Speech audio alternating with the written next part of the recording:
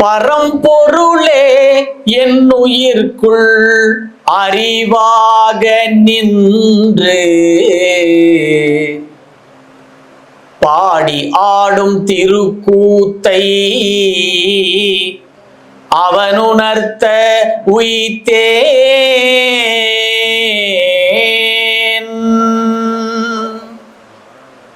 பரம்பொருளே என்னுயிர்க்குள் அறிவாக நின்று பாடி ஆடும் திருக்கூத்தை அவனுணர்த்த உய்த்தேன். வரம் அளித்து வாழ்த்தி என்னை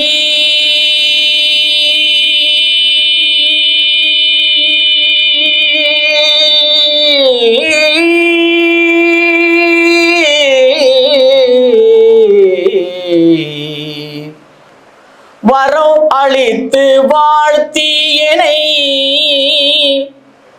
அவன் உண்மை நிலையை வாழும் பல்லாயிரம் மக்களவர்க்கேற்ப தரம் அறிந்து வெளியிட்டு அறியாமை இருளில் தரமறிந்து வெளியிட்டு அறியாமை இருளில் தத்தளிக்கும் மக்களுக்கு அறிவை விளக்கு என்றான். தத்தளிக்கும் மக்களுக்கு அறிவை விளக்கு என்றான். சிரம் அதனில் தாங்கி அந்த திருவாக்குப்படி சிரமதனில் தாங்கி அந்த திருவாக்குப்படி தேசம் நாடு ஊர் திரிந்து இறைப்பணி செய்கின்றோம். சிரமதனில் தாங்கி அந்த திருவாக்குப்படி தேசம் நாடு ஊர் திரிந்து இறைப்பணி செய்கின்றோம். பரம்பொருளே பரம்பொருளே பரம்பொருளே. வாழ்க வளம். ஸ்டார்ட் பண்ணிடலாமா? வாழ்க வளமுடன். இப்ப நம்ம காயகல்ப பயிற்சி, ஒரு அற்புதமான ஒரு பயிற்சி. நம்ம எந்த ஒரு செயல், எனி ஆக்டிவிட்டி செய்யணும்னா அதனுடைய மூலம் என்ன, ஆரிஜின் தெரியாம நம்ம செய்தோம்னா அதுல பலன் நமக்கு குறைவு. அதனுடைய மூலம் என்னன்னு நம்ம தெரிஞ்சுக்கிட்டு செய்யும் பொழுது அதுல இருந்து வர நமக்கு ஒரு ரிசல்ட் நமக்கு நல்லா இருக்கும். 100% சரியானது, 100% பர்ஃபெக்ஷனோட நம்ம செய்ய முடியும். அந்த வகையில இன்னைக்கு இப்ப நாம பண்ண போற இந்த முதலீடு அடுத்த 4 மணி நேரம் இந்த காயகல்ப பயிற்சியில நம்மளுடைய வாழ்க்கை முறையையே மாற்றி அமைக்கக்கூடிய ஒரு அற்புதமான ஒரு பொன்னான நேரம் இந்த 4 மணி நேரம். இந்த 4 மணி நேரமும் உங்களுடைய கவனம் எங்களோடு இருந்து, உங்களோட கவனம் சிதறாமல் இருந்து இந்த பயிற்சியை நாம் நாள் தவறாமல் செய்யும் பொழுது வாழ்க்கையில் நீங்கள் உங்களுக்கு எது வேண்டுமோ, எது நடக்க வேண்டுமோ அது நிச்சயம் நடக்கும். அனுபவபூர்வமாக இதை சொல்கிறோம். 1. இரண்டாவதாக விஞ்ஞானபூர்வமாக நிரூபிக்கப்பட்ட ஒரு அற்புதமான பயிற்சி தான் இந்த காயகல்ப பயிற்சி. ஏன்னா நிறைய மாணவர்கள்லாம் நீங்க வந்திருக்கிறீங்க, உங்ககிட்டலாம் நாங்க கதை சொல்ல முடியாது. கொஞ்சம் வயசானவங்கெல்லாம் நிறைய அவங்க கிட்டலாம் நாங்கள் எதனா சொன்னால் நம்பிட்டு போயிடுவாங்க. உங்ககிட்டலாம் நாங்கள் கதை சொல்ல முடியாது. Where is the scientific proof கேட்பீங்களா மாட்டீங்களா? எனக்கு சயின்டிஃபிக் ப்ரூஃப் கொடுன்னு கேட்பீங்க நீங்களாம். அதனாலதான் இது விஞ்ஞானபூர்வமாக நிரூபிக்கப்பட்ட ஒரு அற்புதமான பயிற்சி இந்த காயகல்ப பயிற்சி. வாழ்க்கையில் நீங்கள் எதை நினைக்கிறீர்களோ அதை சாதிக்க முடியும் இந்த பயிற்சியில. அதை பத்தி தான் நம்ம அடுத்த 4 மணி நேரம் சிந்தனை மற்றும் பயிற்சி டெமோ அப்படியே பார்க்க போறோம். நம்ம செய்ய போறோம் பயிற்சியை. வாழ்க வளமுடன் நண்பர்களே. சித்தர்கள், இந்த சித்தர்கள் சித்தர்கள் அப்படின்னு சொன்னாலே அவங்களுக்கு இன்னொரு பேர் என்ன கேட்டீங்கன்னா, அதுக்கு தமிழ்ல நேரடியா சொல்லணும்னா இன்னும் கொஞ்சம் நமக்கு விளக்கம் எளிய முறையில சொல்லணும்னா உயிரை உணர்ந்தவர்கள் அப்படின்னு பேர் தான். சித் என்றால் உயிர். உயிரை யாரெல்லாம் உணர்ந்தார்களோ அவர்கள் அத்தனை பேருமே சித்தர்கள் தான். இந்த சித்தர்கள் உயிரை உணர்ந்தார்கள். உணர்ந்து இந்த சித்தர்கள் என்ன பண்ணாங்க, அவங்களுடைய மைண்ட் ஃப்ரீக்வன்சி, மன அலைச்சூழல் வேகத்தை அவங்க என்ன பண்ணாங்க, குறைத்து மெடிடேஷன், தியானம் செய்தார்கள். இந்த சித்தர்கள் தியானம் செய்த நிலையிலே அவங்க என்ன பண்றாங்கன்னு கேட்டீங்கன்னா, இந்த எலக்ட்ரோ மேக்னெட்டிக் ஃபீல்டு என்று சொல்லக்கூடிய வான்காந்த ஆற்றல், காஸ்மிக் எனர்ஜி, அதனோட அவங்க ஒரு லிங்க் வச்சுக்கிட்டாங்க. இந்த யூனிவர்ஸோட ஒரு லிங்க் வந்தது அவங்களுக்கு. நாமளும் அது மாதிரி லிங்க் பண்ணலாம் மெடிடேஷன் பண்ணும் பொழுது. அந்த நிலையில இருக்கும் பொழுது இந்த உடலை பத்தி ஒரு ஆராய்ச்சி செய்தார்கள் சித்தர்கள். இந்த உடம்பு எப்படி வந்தது, இந்த மனித உடல்னு சொல்றமே, நான் எப்படி வந்தேன், எனக்கு எப்படி இந்த பிறப்பு உண்டாச்சு, இந்த உடம்புக்குள்ள என்னென்னவோ ஒரு ஆர்கன்ஸ் எல்லாம் நம்ம சொல்றோம் இல்லையா, இந்த உறுப்புகள்லாம் எப்படி இருக்கு, இதெல்லாம் எப்படி இயங்குறது, இதெல்லாம் இயக்க வைக்கிறது எது, எது இந்த உடம்புக்குள்ள இருந்ததுன்னா இந்த உடம்பை நம்ம நீண்ட நாள் நம்மளுடைய ஆயுட்காலத்தை, லைஃப் ஸ்பேனை இன்க்ரீஸ் பண்ண முடியும். இது எல்லாத்தையும் என்ன பண்ணாங்க, சித்தர்கள் ஆராய்ச்சி செய்தார்கள். சித்தர்கள் ஆராய்ச்சி செய்த பிறகு அவர்கள் கடைசியில கண்டுபிடிச்ச ஒரு முடிவு தான், இது அத்தனைக்கும் காரணம் இந்த லைஃப் ஃபோர்ஸ் என்று சொல்லக்கூடிய உயிர் தான் இதுக்கு அத்தனைக்கும் காரணம். அப்போ இந்த உயிரை எது இந்த உடம்புல தங்கி இருந்தால் நான் உயிர் வாழ முடியுமோ அதை நீண்ட காலத்திற்கு தள்ளி போடுறதுக்கு சில யுக்திகள் எல்லாம் சித்தர்கள் அந்த மெடிடேஷன் மோடில் இருக்கும் போதே கண்டுபிடிச்சார்கள். அந்த கண்டுபிடிச்ச ஒரு அற்புதமான பயிற்சிக்கு பேர் தான் என்ன பயிற்சி, காயகல்பம். அந்த பயிற்சி தான் சித்தர்கள் இது என்ன பண்ணாங்க, இதை பாடல்களா எழுதி வச்சாங்க. அந்த சித்தர்களுடைய பாடல்கள்லாம் எப்படி எழுதி வச்சாங்க, இந்த எப்படி இது வந்தது, இதெல்லாம் நாம இப்ப பார்க்க போறோம். அதுக்கு முன்னாடி தி ஆரிஜின் ஆஃப் காயகல்பம் அப்படின்னு ஒண்ணு இருக்கு. இந்த காயகல்பத்தினுடைய வரலாறு, இதனுடைய மூலம் எங்க இருக்கு, இது சித்தர் கலை அப்படின்னு நாம பொதுவா தான் சொல்றோம். ஆனால் இதுக்கு நம்மளால ஒரு அறுதியிட்டு ஒரு பர்ஃபெக்டா நம்மளால இது இத்தனை வருஷத்துக்கு முன்னாடி கலை அப்படின்னு யாராலையும் சொல்ல முடியலை. ஆனால் ஒரு சில ரெக்கார்ட்ஸை பேஸ் பண்ணி பார்க்கும் பொழுது இது எத்தனை வருஷத்துக்கு முன்னாடி கலை, அதுக்கு முன்னாடியே இது இருந்திருக்கணும், இல்லைன்னா அதை பத்தி பேசியிருக்க முடியாது. அந்த ஆரிஜினை பார்த்துட்டு அப்படியே நம்ம காயகல்ப கிளாஸ்க்குள்ள இப்ப நம்ம டிராவல் பண்ண போறோம். நெக்ஸ்ட் 4 hours எங்க இருக்கணும் நம்ம, ஆமா, you have to travel along with us. Okay, students நிறைய பேர் இருக்கீங்க, உங்ககிட்ட தான் நிறைய கொஸ்டின் கேட்போம். Be ready. Okay, right, good. வாழ்க வையகம், வாழ்க வையகம், வாழ்க வளமுடன். குரு புகழ் வாழ்க, குருவே துணை. தெளிவு குருவின் திருமேனி காணல், தெளிவு குருவின் திருநாமம் செப்பல், தெளிவு குருவின் திருவார்த்தை கேட்டல், தெளிவு குரு குரு சிந்தித்தல் தானே, சிந்தனையை உடல் நலத்தை சீரமைத்து உய்வித்த குருவே வாழ்க வளமுடன், வாழ்க வளமுடன், வாழ்க வளமுடன். இந்த காயகல்ப பயிற்சி பாத்தீங்கன்னா அருள் தந்தை வேதாத்ரி மகர்ஷியுடைய டிசைன் நம்ம பார்த்த விளக்கங்கள்லாம். இந்த காயகல்பம் எவ்வளவு பழமையானதாக இருக்கலாம். சித்தர்கள் பயிற்சின்னு பார்த்தோம், அதுக்கு முன்னாடி ஆயக்கலைகள் 64, அதில் ஒரு கலை காயகல்ப கலைன்னு சித்தர்கள் ஓலைச்சுவடிகள்ல எழுதி வச்சிருக்கிறாங்க. இந்த கலை எவ்வளவு பழமையானதா இருக்கலாம் அப்படின்னு நாங்க இந்த காயகல்ப பயிற்சிட்டு இருக்கப்ப நிறைய ரிசர்ச் எல்லாம் பண்ணி பார்க்கும்போது, மகாபாரத போர் தெரியும் நமக்கு இல்லையா, மகாபாரத போர் நடந்துச்சா, யாருக்கு யாருக்கு நடந்தது, பாண்டவர்களுக்கும் கௌரவர்களுக்கும் நடந்தது. அந்த போர்ல நடக்கும்போது என்னாச்சுன்னா 58 நாள் நடந்தது. அதுல பிதாமகர் பீஷ்மர் என்ன பண்ணாரு, அர்ஜுனனால அம்பு படுக்கையில அடிபட்டு படுத்துட்டு இருக்கிறாரு. அம்பு படுக்கையில என்ன பண்ணாரு, அடிபட்டு படுத்துட்டாரு. அவர் எப்படி வரம் வாங்கினவரா, அவர் ஒரு பெரிய தவசீலர், சிரஞ்சீவி வரம் பெற்றவர். அவர் என்னன்னா தான் எப்ப விரும்புறாரோ அப்ப உயிரை விடலாம். இன்னைக்கு என்ன தினம் தெரியுமா, இன்னைக்கு இன்னைக்கு கரெக்டா அது இன்னைக்கு இப்ப காயக்கல்பத்தை பத்தி பீஷ்மாஷ்டமி, இன்னைக்கு பீஷ்மாஷ்டமி, பீஷ்மாஷ்டமின்னு பேரு. இன்னைக்கு அவரை நினைச்சு எல்லாரும் தலையில தண்ணி ஊத்தி அவரை நினைச்சு அவர் இது பண்ணணும்னு சொல்லுவாங்க, தர்ப்பணம்னு சொல்லுவாங்க நம்முடைய பண்பாடுல. இது என்னன்னா, அவர் பீஷ்மர் அம்பு படுக்கையில படுத்திருக்கா, போர் முடிஞ்சிருச்சு, பாண்டவர்கள் ஜெயிச்சுட்டாங்கன்னு சொல்ல முடியாது, பஞ்ச பாண்டவர்கள் தான் உயிரோட இருந்தாங்க, 5 பேர் தான் உயிர் பழைச்சாங்க. அப்ப அவர் என்ன பண்றாங்கன்னா, தர்மர் என்ன பண்றாரு, பீஷ்மர் கிட்ட போய் தர்மமே தர்மராக பிறந்ததா சொல்றாங்க. தர்ம சாஸ்திரமே தர்மமாக பிறந்தது. அவருக்கு எல்லா தர்ம அனுஷ்டானங்களும் தெரியும். இருந்தாலும் அவர் என்ன பண்றா, தன்னோட தாத்தாவான பீஷ்மர் கிட்ட போய் இறை தத்துவத்தை பத்தி கேட்டு நிக்கிறார்.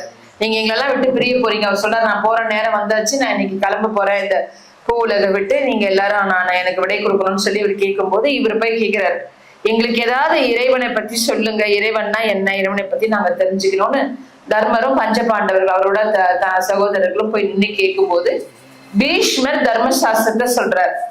அந்த சொன்ன தர்மசாஸ்திரத்துக்கு பேர் என்னன்னா விஷ்ணு சகஸ்ரநாமம்னு பேரு. மந்திரங்கள்ல மூல மந்திரமாக சொல்லப்படுற விஷ்ணு சகஸ்ரநாமம். விஷ்ணு சகஸ்ரநாமத்தை நம்ம எல்லா கோயிலும், இப்ப இந்த ஆஞ்சநேயர் கோயில் இருக்கு, பெருமாள் கோயில் எல்லாம் போடுவாங்க, ஸ்லோகமா கேட்டிருப்போம். அது ஃபுல்லா உடல் கூறு சார்ந்த மந்திரம். நீ உள்ள ஆராய்ச்சி பண்ணி அதை எடுத்து பாத்தீங்கன்னா அந்த 1008 ஸ்லோகமும் நம்ம உடம்புல உச்சியிலேருந்து பாதம் வரைக்கும் இருக்கிற நரம்புகளை இயக்கக்கூடிய ஒரு டெக்னிக். அது கரெக்டா உச்சரிப்பு சொல்லணும். அது கொஞ்சம் மிஸ் ஆனா கூட அதுல பிரச்சனைகள் வந்துடும். அவ்வளவு ஒரு அற்புதமான மந்திரம். அதை சொல்ல முடியலன்னா கூட போட்டுட்டு அதை காதுல கேட்டாலே நோய் இருக்காது அப்படின்றது, நோய்கள் தீரும்னு சாஸ்திரம் சொல்லுது. அந்த மாதிரி ஒரு இறை தத்துவத்தை அவர் சொல்லிட்டு வர்றாரு.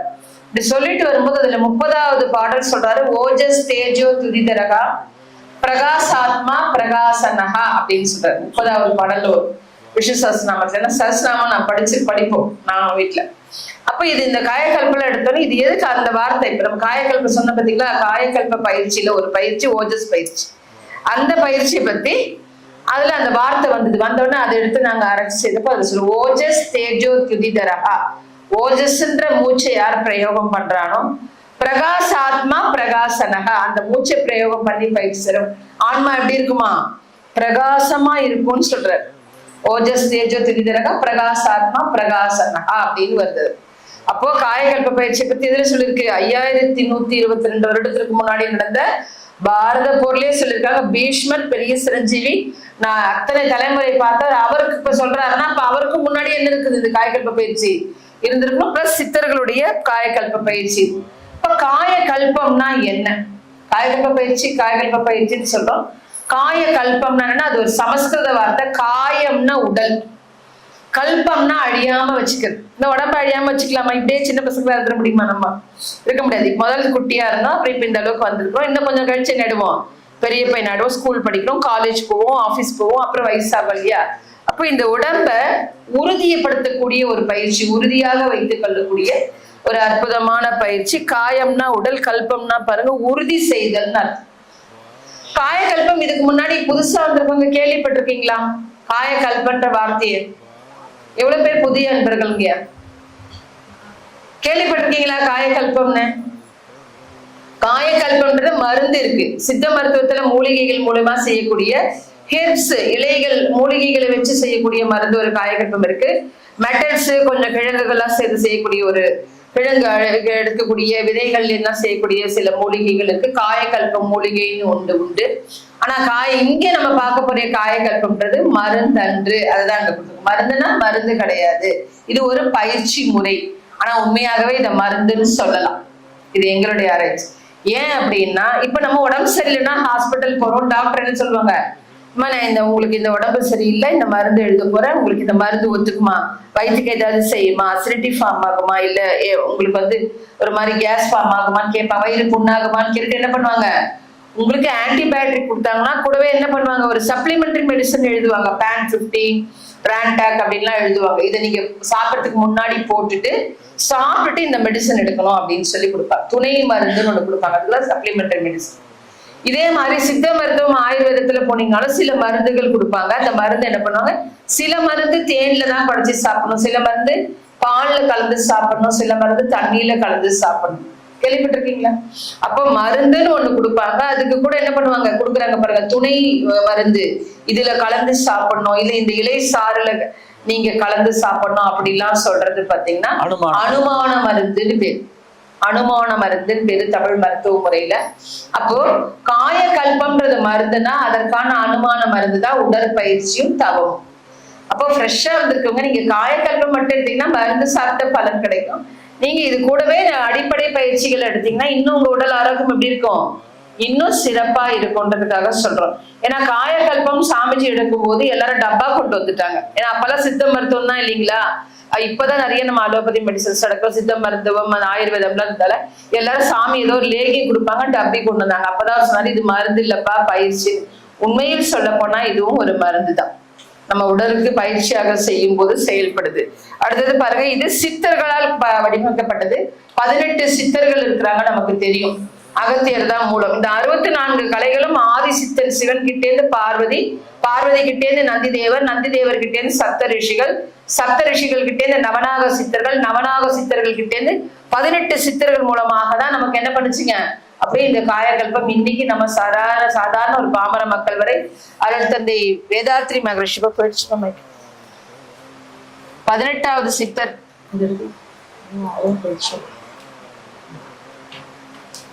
18 சித்தர்கள் மூலமாக வந்த இந்த காயகல்ப பயிற்சி 19வது சித்தரான அருள் தந்தை வேதாத்ரி மகரிஷியின் மூலமாக நமக்கு என்ன இருக்குங்க, இன்னைக்கு உட்கார்ந்து இந்த காயகல்ப பயிற்சியை பத்தி பேசியிருக்கோம். இந்த 18 சித்தர்கள் வரிசையை இப்ப பார்க்கலாம்.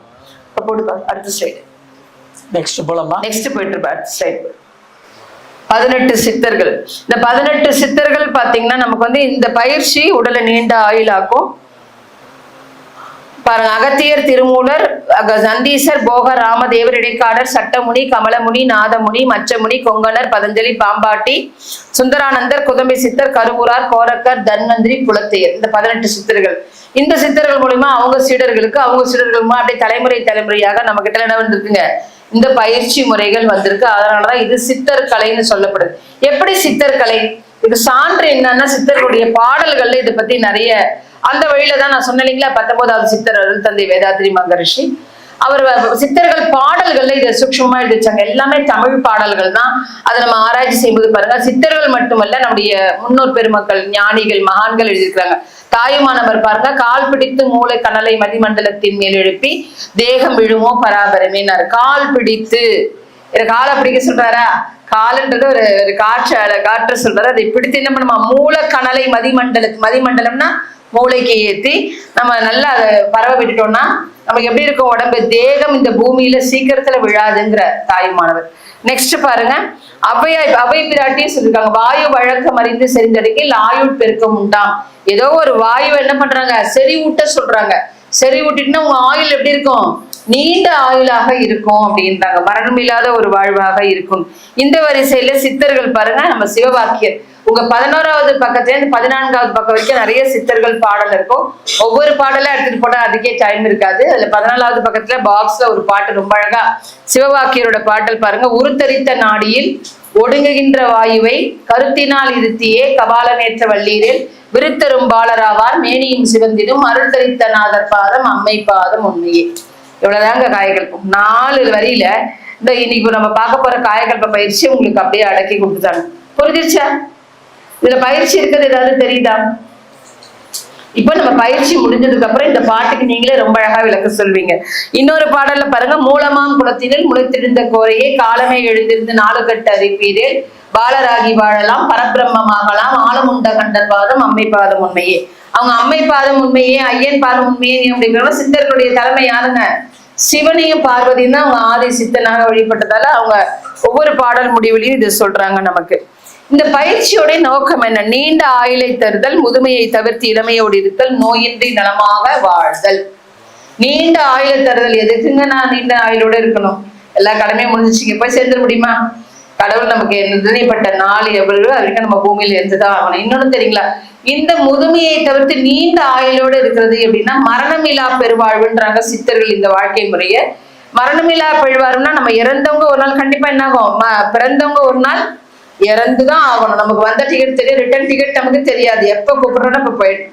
என்னதான் இருந்தாலும் இந்த பயிற்சிகள்லாம் செய்யும் போது நமக்கு என்ன நடக்குது அப்படின்னா, உங்களுக்கு இந்த வயசுக்கு இந்த ஆயுள்னு ஒரு நிர்ணயம் இருக்கு நமக்கு. அந்த ஆயுளை தாண்டி ஒரு நாள் நீங்க எக்ஸ்டெண்ட் பண்ணி வாழ்ந்ததால நீங்க யாரா இருக்கீங்க? மரணத்தை வென்றவர்கள்ன்றாங்க சித்தர்கள். மரணமில்லா பெருவாழ்னா அப்படியே இறப்பே இல்லாம வாழ்வது மரணமில்லா பெருவாழ்வு அல்ல. நல்லா புரிந்து கொள்ளணும். நீங்க இப்ப என்னுடைய ஆயுள் 80 வயசு அப்படின்னா, நான் ஒரு 82 வயசு வரைக்கும் நான் இருந்துட்டேன்னா, ஒரு 2 வருஷம் என் வாழ்நாளை நீடிச்சுட்டேன்னா நான் யாராகிறேன்? நான் மரணத்தை வென்றவனாகிறேன். மரணமில்லா பெருவாழ்வு, அதுதான் மரணமில்லை. என் மரணத்தையே நான் தள்ளி போட்டுட்டேன். எவர் ஒருவர் மரணத்தை தள்ளி போடுகிறாரோ அவங்க மரணமில்லா பெருவாழ்வு. இந்த காயகல்ப பயிற்சிக்கு நம்ம யாரையுமே எடுத்துக்காட்டுன்னு சொல்ல வேண்டாம். நம்முடைய குருமகான் வேதாத்ரி மகர்ஷியே எடுத்துக்கலாம். அவருடைய ஜனனகால ஜாதகப்படி அவருக்கு 59 வயது. ஆனால் அவர் இறைநிலை அடையும் போது அவருக்கு 96 வயசு. அந்த 96 வயது வரை கூட அவங்க இன்னும் கூட வாழ்நாள் எக்ஸ்டெண்ட் பண்ணிக்கலாம். நிறைய அவங்க பயிற்சிகள் மேற்கொண்டு இந்த பயிற்சியை அவங்க தானே 40 வருட காலம் பயிற்சி செய்து பார்த்து சித்தர்கள் பாடல்லேருந்து நிறைய விளக்கங்கள் எடுத்தாங்க. எப்படி எடுத்தாங்கன்னா, அவங்க சித்த மருத்துவம், யுனானி, ஆயுர்வேதம் படிச்சிருந்தாங்க அருள் தந்தையர்கள். அதனால இந்த உடற்கூறு சார்ந்த விஷயங்கள் தெரிஞ்சதால சித்தர் பாடல்கள்ல ஓலைச்சுவடியில இருந்து நிறைய ஆராய்ச்சி பண்ணி கிட்டத்தட்ட 40 வருட கால ஆராய்ச்சிக்கு பிறகுதான் மத்தவங்களுக்கு கொடுத்தாங்க. எடுத்த உடனே கொடுத்துடல. நாமெல்லாம் என்ன பண்ணுவோங்க, ஒரு டிஷ் பெண்கள்ல ஒரு சமையல் செஞ்சோம்னா என்னதான் நமக்கு சுவையா இருந்தா கூட அடுத்தவங்க கிட்ட சொல்லி எப்படி இருக்கு பாரு, நல்லா இருக்கா, அவங்க டேஸ்ட் நல்லா இருக்குன்னு சொன்னதான் நமக்கு சந்தோஷமா இருக்கும் இல்லையா?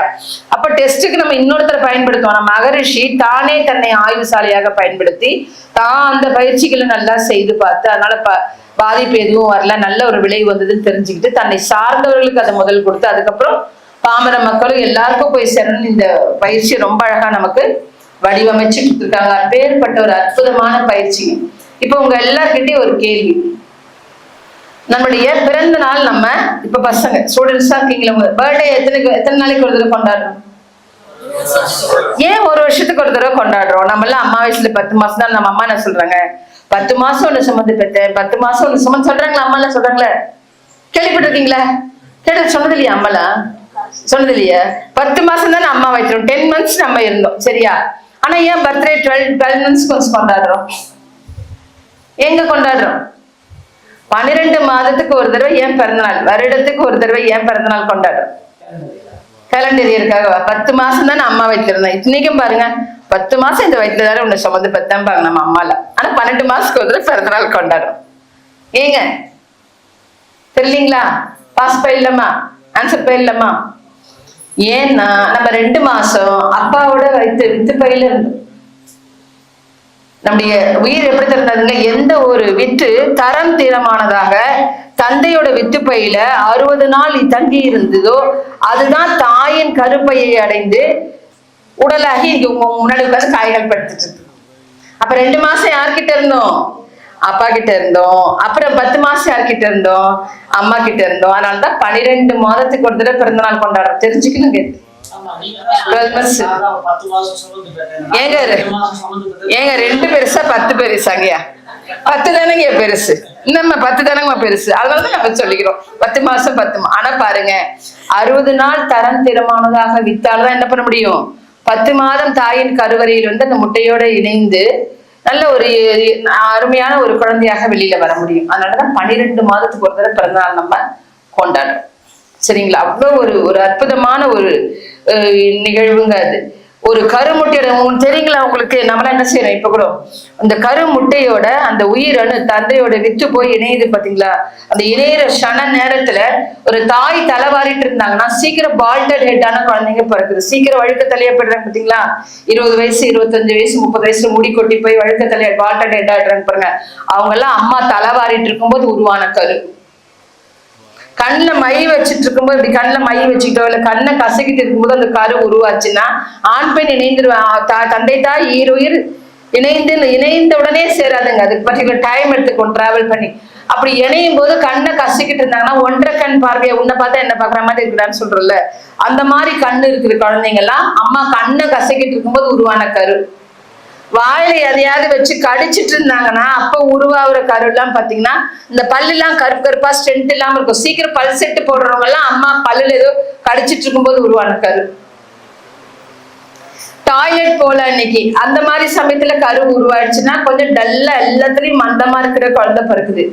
டாய்லெட்டும் போலங்க, யூரினும் கண்ட்ரோல் பண்ணிட்டாங்க. இந்த மாதிரி கிளாஸ் நடந்துட்டு இருக்குது, கிளாஸ் முடிஞ்சு டீ பிரேக்ல போய்க்கலாம் கண்ட்ரோல் பண்ணும்போது அந்த குழந்தை ஃபார்ம் ஆயிடுச்சுன்னா ஆட்டிசம் சைல்டு பிறகுது. இத மாதிரி தமிழ் மரபுல எடுத்து பாத்தீங்கன்னா தமிழ் மரபு மருத்துவத்துக்கு பெரிய லிஸ்ட் இருக்குங்க. நம்ம ஒவ்வொருத்தரும் சாமானியமா பிறந்தில்ல, நம்ம தாய் தந்தை செஞ்ச புண்ணியம், முன்னோர்கள் செய்த புண்ணியம். நம்ம எல்லாம் பார்க்கறதுக்கு எப்படி இருக்கிறோம்? எந்த குறையும் இல்லாம ஆரோக்கியமா இருக்கவங்களா? ஆனா நம்ம என்ன பண்றோம்? கண்ணாடி போயிருந்தா இன்னும் கொஞ்சம் வெள்ளையா இருந்திருக்கலாம், இன்னும் கொஞ்சம் மூர்க்கு ஷார்ப்பா இருந்திருக்கலாம், இன்னும் கொஞ்சம் கலரா இருந்திருக்கலாம், இல்ல இன்னும் கொஞ்சம் உயரமா இருந்துக்கலாம், அவனை மாதிரி இவனை மாதிரி எல்லாம் நினைக்கிறோம் இல்லைங்களா? அப்படிலாம் நினைக்கவே கூடாது. இறையாற்றல் நமக்கு நம்ம தாய் தந்தை செஞ்ச புண்ணியம், எந்த குறையும் அங்க குறைகளும் இல்லாம நாம அழகா பிறவி எடுத்து வந்திருக்கோம். அத இப்ப என்னன்னா அவ்வளோ ஒரு ரகசியங்கள்லாம் நம்ம உடம்புல இருக்குதுங்க. இந்த உடம்பை பற்றியும் இந்த உடம்பான உயிரை பற்றியும் தான் நாம இன்னைக்கு அற்புதமா தெரிந்து கொள்ள போறோம். காய கல்பம். இந்த காய கல்பம்னா என்னன்றது நம்ம பார்க்க போறோம். இதுதான் அடிப்படை தத்துவம். ஒரு மனிதன் அப்படின்னு சொன்னா இந்த காய கல்பம் தான் அதோட அடிப்படை தத்துவம். பருவுடல், வித்து குழம்பு, உயிர், மனம், ஜீவகாந்தம். இந்த 5 மடங்குனது தாங்க மனிதன். இது எல்லாமே உங்க புத்தகத்துல இருங்க. அடிஷனலா நாங்க சொல்ற விஷயங்கள் ஏதாவது நீங்க நோட்ஸ் எடுத்துக்கணும் அப்படின்னா 27வது பக்கம் தாண்டி 28வது பக்கத்துல உங்களுக்கு 2 பேப்பர் அன்ரூல்டு பேப்பர் இருக்குங்க உங்க புக்ல, அதுல எழுதிக்கலாம். வேற எதுவும் பண்ண வேண்டாம், சரிங்களா? இப்ப இந்த அடிப்படை தத்துவத்துல பாருங்க, பரு உடல், ஜீவ வித்து குழம்பு. வார்த்தைகள்லாம் பாருங்க, அருள்தந்தை அவர்கள் சுத்த தமிழ் வார்த்தையா ரொம்ப அழகா போட்டிருப்பாங்க. இந்த பரு உடல்னா என்ன, ஒவ்வொன்றையும் இந்த 5 பத்தியும் நம்ம என்ன பண்ண போறோம்? மெய்ஞான ரீதியாகவும் விஞ்ஞான ரீதியாகவும் பார்க்க போறோம். மெய்ஞானமாகவும் பார்க்க போறோம், விஞ்ஞான ரீதியா இன்னைக்கு சயின்ஸ், இப்ப சயின்ஸ் அதை பத்தி என்ன டெவலப்மெண்ட் இருக்குது, அதை பத்தி என்ன ரிசர்ச் போகுது அப்படின்ட்டு. இந்த காயகல்ப பயிற்சி மட்டும் இல்லைங்க, நீங்க எந்த யோகா பயிற்சிகளாக இருந்தாலும் சரி, அது பிராணாயாமமா இருக்கலாம், யோகாவா இருக்கலாம், இல்ல எனி யோகா நீங்க ஒருவர் தொடர்ந்து 9 வருடம் செஞ்சுட்டாங்கன்னா அவங்களுக்கு நோய்கள்ல இருந்து பரம்பரை கர்மவினை நோய், பரம்பரை நோய்களை கூட நம்ம போக்கிட முடியும், வராமல் செய்ய முடியும். அதுல ரொம்ப சுப்பீரியரானது இந்த காயகல்ப பயிற்சி. இன்னைக்கு ரிசர்ச் சொல்லியிருக்கிறாங்க, கண்டுபிடிச்சிருக்காங்க ஆராய்ச்சியில. 9 வருடம் ஒருத்தர் யோக பயிற்சிகள் செய்பவருக்கு பரம்பரையாக வரக்கூடிய டிசீஸ் கூட, ஸ்கின் டிசீஸோ இல்ல வேற ஏதாவது பரம்பரை நோய்களோ, அதை நம்ம என்ன பண்ண முடியும்? வராமல் தடுக்க முடியும்னு சொல்றாங்க. அப்போ இந்த நோக்கம் என்ன அப்படின்னா, நம்ம என்ன பார்த்தோம்? நோய் வராமல் தடுக்க முடியுமா நாங்க கேள்வி பார்த்தோம் இல்லையா? இளமையோடு இருத்தல், நோய் வராமல் தடுத்தல், மரணத்தை வெல்லுதல். அப்போ இந்த பயிற்சி என்னெல்லாம் பலன் தருது? பரு உடல். பரு உடல்னா என்னங்க? குண்டான உடலா? என்ன உடலுங்க பரு உடல்னா? பரு உடல்னா யாரு? பரு உடல்னா குண்டான உடம்புல, நம்ம உடம்புனா ஒரு உடல் தான். அந்த உடலுக்கு ஏற்ற உயரம், அந்த உயரத்துக்கேற்ற உருவ அமைப்பு இருப்பது பருவுடல். யாரெல்லாம் அப்படி பெர்ஃபெக்டா இருக்காங்களோ அவங்களாம் பருவுடல் அமைப்பு. கொஞ்சம் குண்டானவங்க என்ன பண்ணணும்? அவங்க உடம்ப குறைக்கணும். கொஞ்சம் ரொம்ப ஒல்லியா இருந்தாலும் கொஞ்சம் உடம்ப ஏத்தணும். இப்படி பருவுடல் என்பது ஒரு சராசரி ஒரு மனிதன் இருக்கான், பிறந்து வந்துட்டாரு அப்படின்னா அந்த குடும்பமாக அதை பொறுத்து அந்த உயரத்துக்கேன உருவ அமைப்பு இருக்கிறது பருவுடல். இந்த உடல் எதால் ஆனது? இப்ப ஸ்டூடெண்ட்ஸ் நிறைய இருக்கிறீங்க, சொல்லலாம், இல்ல மத்தவங்க கூட சொல்லலாம். உடல் எதால் ஆனதுங்க? செல்களால் ஆனது. இப்ப இந்த கட்டிடம் இருக்கு, இந்த அறிவு திருக்கோயில் இருக்கு, இல்ல இந்த எதிர்க்க இருக்க அந்த ஆஞ்சநேயர் கோயில் இருக்கு, இந்த உள்ளுக்குள்ள நரசிம்மர் கோயில் என்ன சொல்றோம்? ரொம்ப அழகா இருக்குங்க உள்ள போனா, இந்த கட்டிடம் ரொம்ப அழகா இருக்குன்றோம். இப்ப இந்த பில்டிங் எதால் ஆனது? செங்கல் இருந்தா பில்டிங் வந்துருங்களாங்க? எது இருக்கணும்? சிமெண்ட், மண்ணு, கம்பி, ஜல்லி எல்லாம் தானே. ஆனா யாராவது ஒருத்தர் இந்த பில்டிங் நல்லா இருக்கு, இது உள்ள இருக்க செங்கல் நல்லா இருக்கு சொல்றோமா? என்ன சொல்றோம்? பொதுப்படையா அப்படியே என்ன பண்றோம்? நம்ம வழக்கப்படி பில்டிங் நல்லா இருக்கு, ரொம்ப இந்த ஆர்கிடெக்ட் வந்து நல்லா இருக்கு, இந்த ஸ்ட்ரக்சர் நல்லா இருக்குன்னு சொல்றோம். அத மாதிரி இந்த உடல் நல்லா இருக்கு அப்படின்னா, அந்த உடல் நல்லா இருக்குன்னா உள்ள இருக்கிற எது நல்லா இருக்கணும்? செல்கள் நல்லா இருக்கும். சூப்பர். எவ்வளவு செல்கள் இருக்குதுங்க நம்ம உடம்புல தெரியுங்களா? இருக்க கோடான கோடி. எத்தனை கோடிங்க? கோடிக்கணக்குல. Good, super. கோடிக்கணக்குல. எத்தனை கோடி தெரியுமா? நம்ம தெரிஞ்சு வச்சுக்கணும். நம்ம உடம்ப பத்தி நம்ம தெரிஞ்சுக்கணும்ல. நாம என்ன சொல்றோம்? உன்னை பத்தி எனக்கு நல்லா தெரியும், வாய மூடு. சண்டை போடும்போது சொல்றோமா?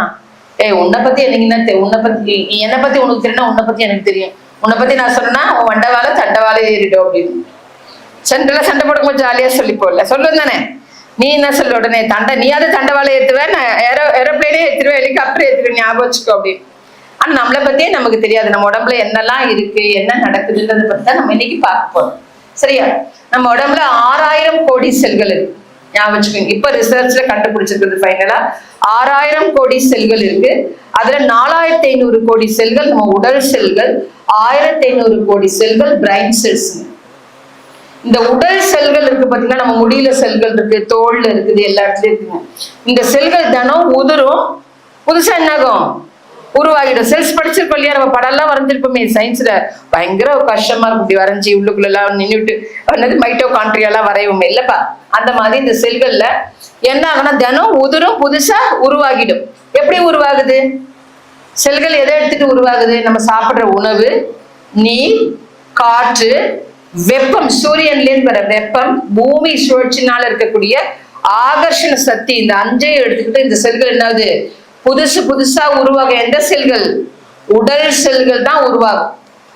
ஆனா பிரெயின்ல இருக்கு பாத்தீங்களா, 1500 கோடி செல்கள். அது உதிர்ந்ததுன்னா புதுசா உருவாகாது.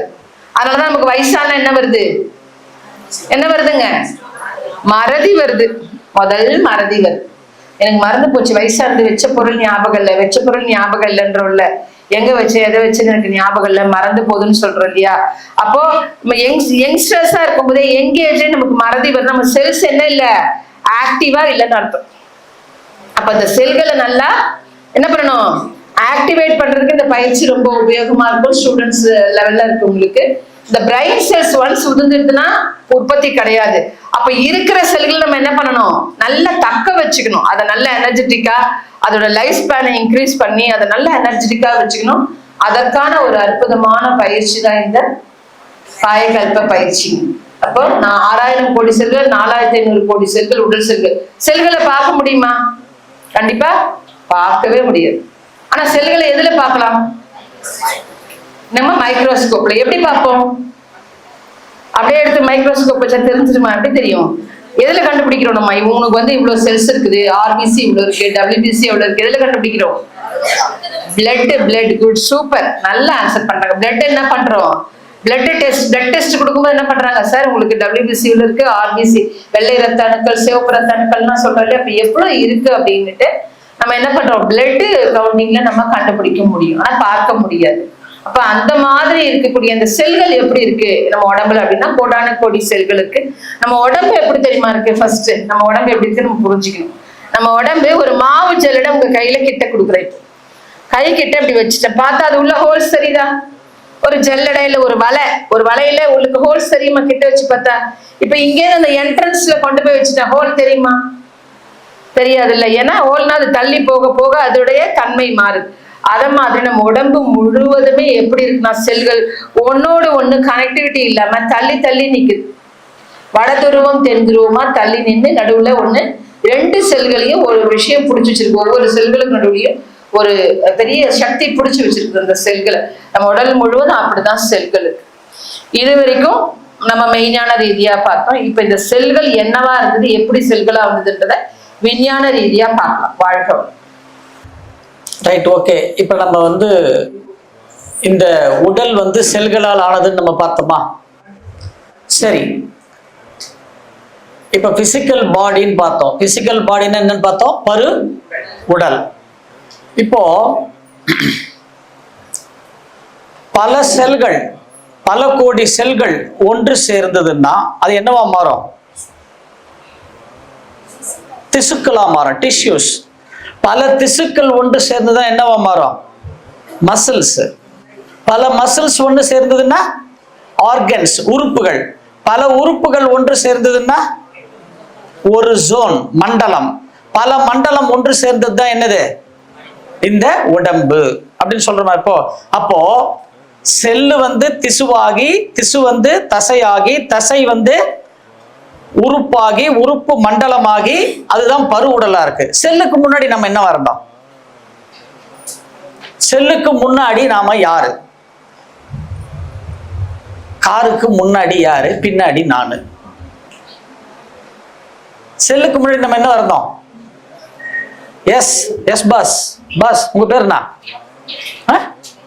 முகிலன். சொல்லுங்க. செல்லுக்கு முன்னாடி நாம என்னவா இருந்தோம்? அணுவா? சீக்கிரம் வாங்க. செல்லுக்கு முன்னாடி நம்ம என்னவா இருந்தோம்? குரோமோசோம். என்னவா இருந்தோம்? ஆமா, உங்களுக்கு இதெல்லாம் ரொம்ப முக்கியம். குரோமோசோமா இருந்தோம் நம்ம. குரோமோசோமுக்கு முன்னாடி நம்ம என்னவா இருந்தோம்? குரோமோசோமுக்கு முன்னாடி டிஎன்ஏ. உன் பேர் என்ன? பரத். குட். டிஎன்ஏ மரபணுவா இருந்தோம். மரபணு நல்லா ஞாபகம் வச்சுங்க. மரபணுவா இருந்தோம். அந்த மரபணுவுக்கு உள்ள என்ன இருக்கிறது? மரபணுக்கு உள்ள என்ன இருக்கிறது? நம்ம சயின்ஸா போனோம். இப்போ மரபணுக்குள்ள என்ன இருக்கிறது? அதான் அந்த உட்கருவுக்குள்ள என்ன இருக்கிறது? அதுதான் ஜீன்ஸ் சொல்றதுதான் மரபணு. நீ ஜீன் சொல்றதுதான் நம்ம தமிழ்ல சொன்னோம் மரபணுன்னு. அதுக்குள்ள என்ன இருக்கிறது?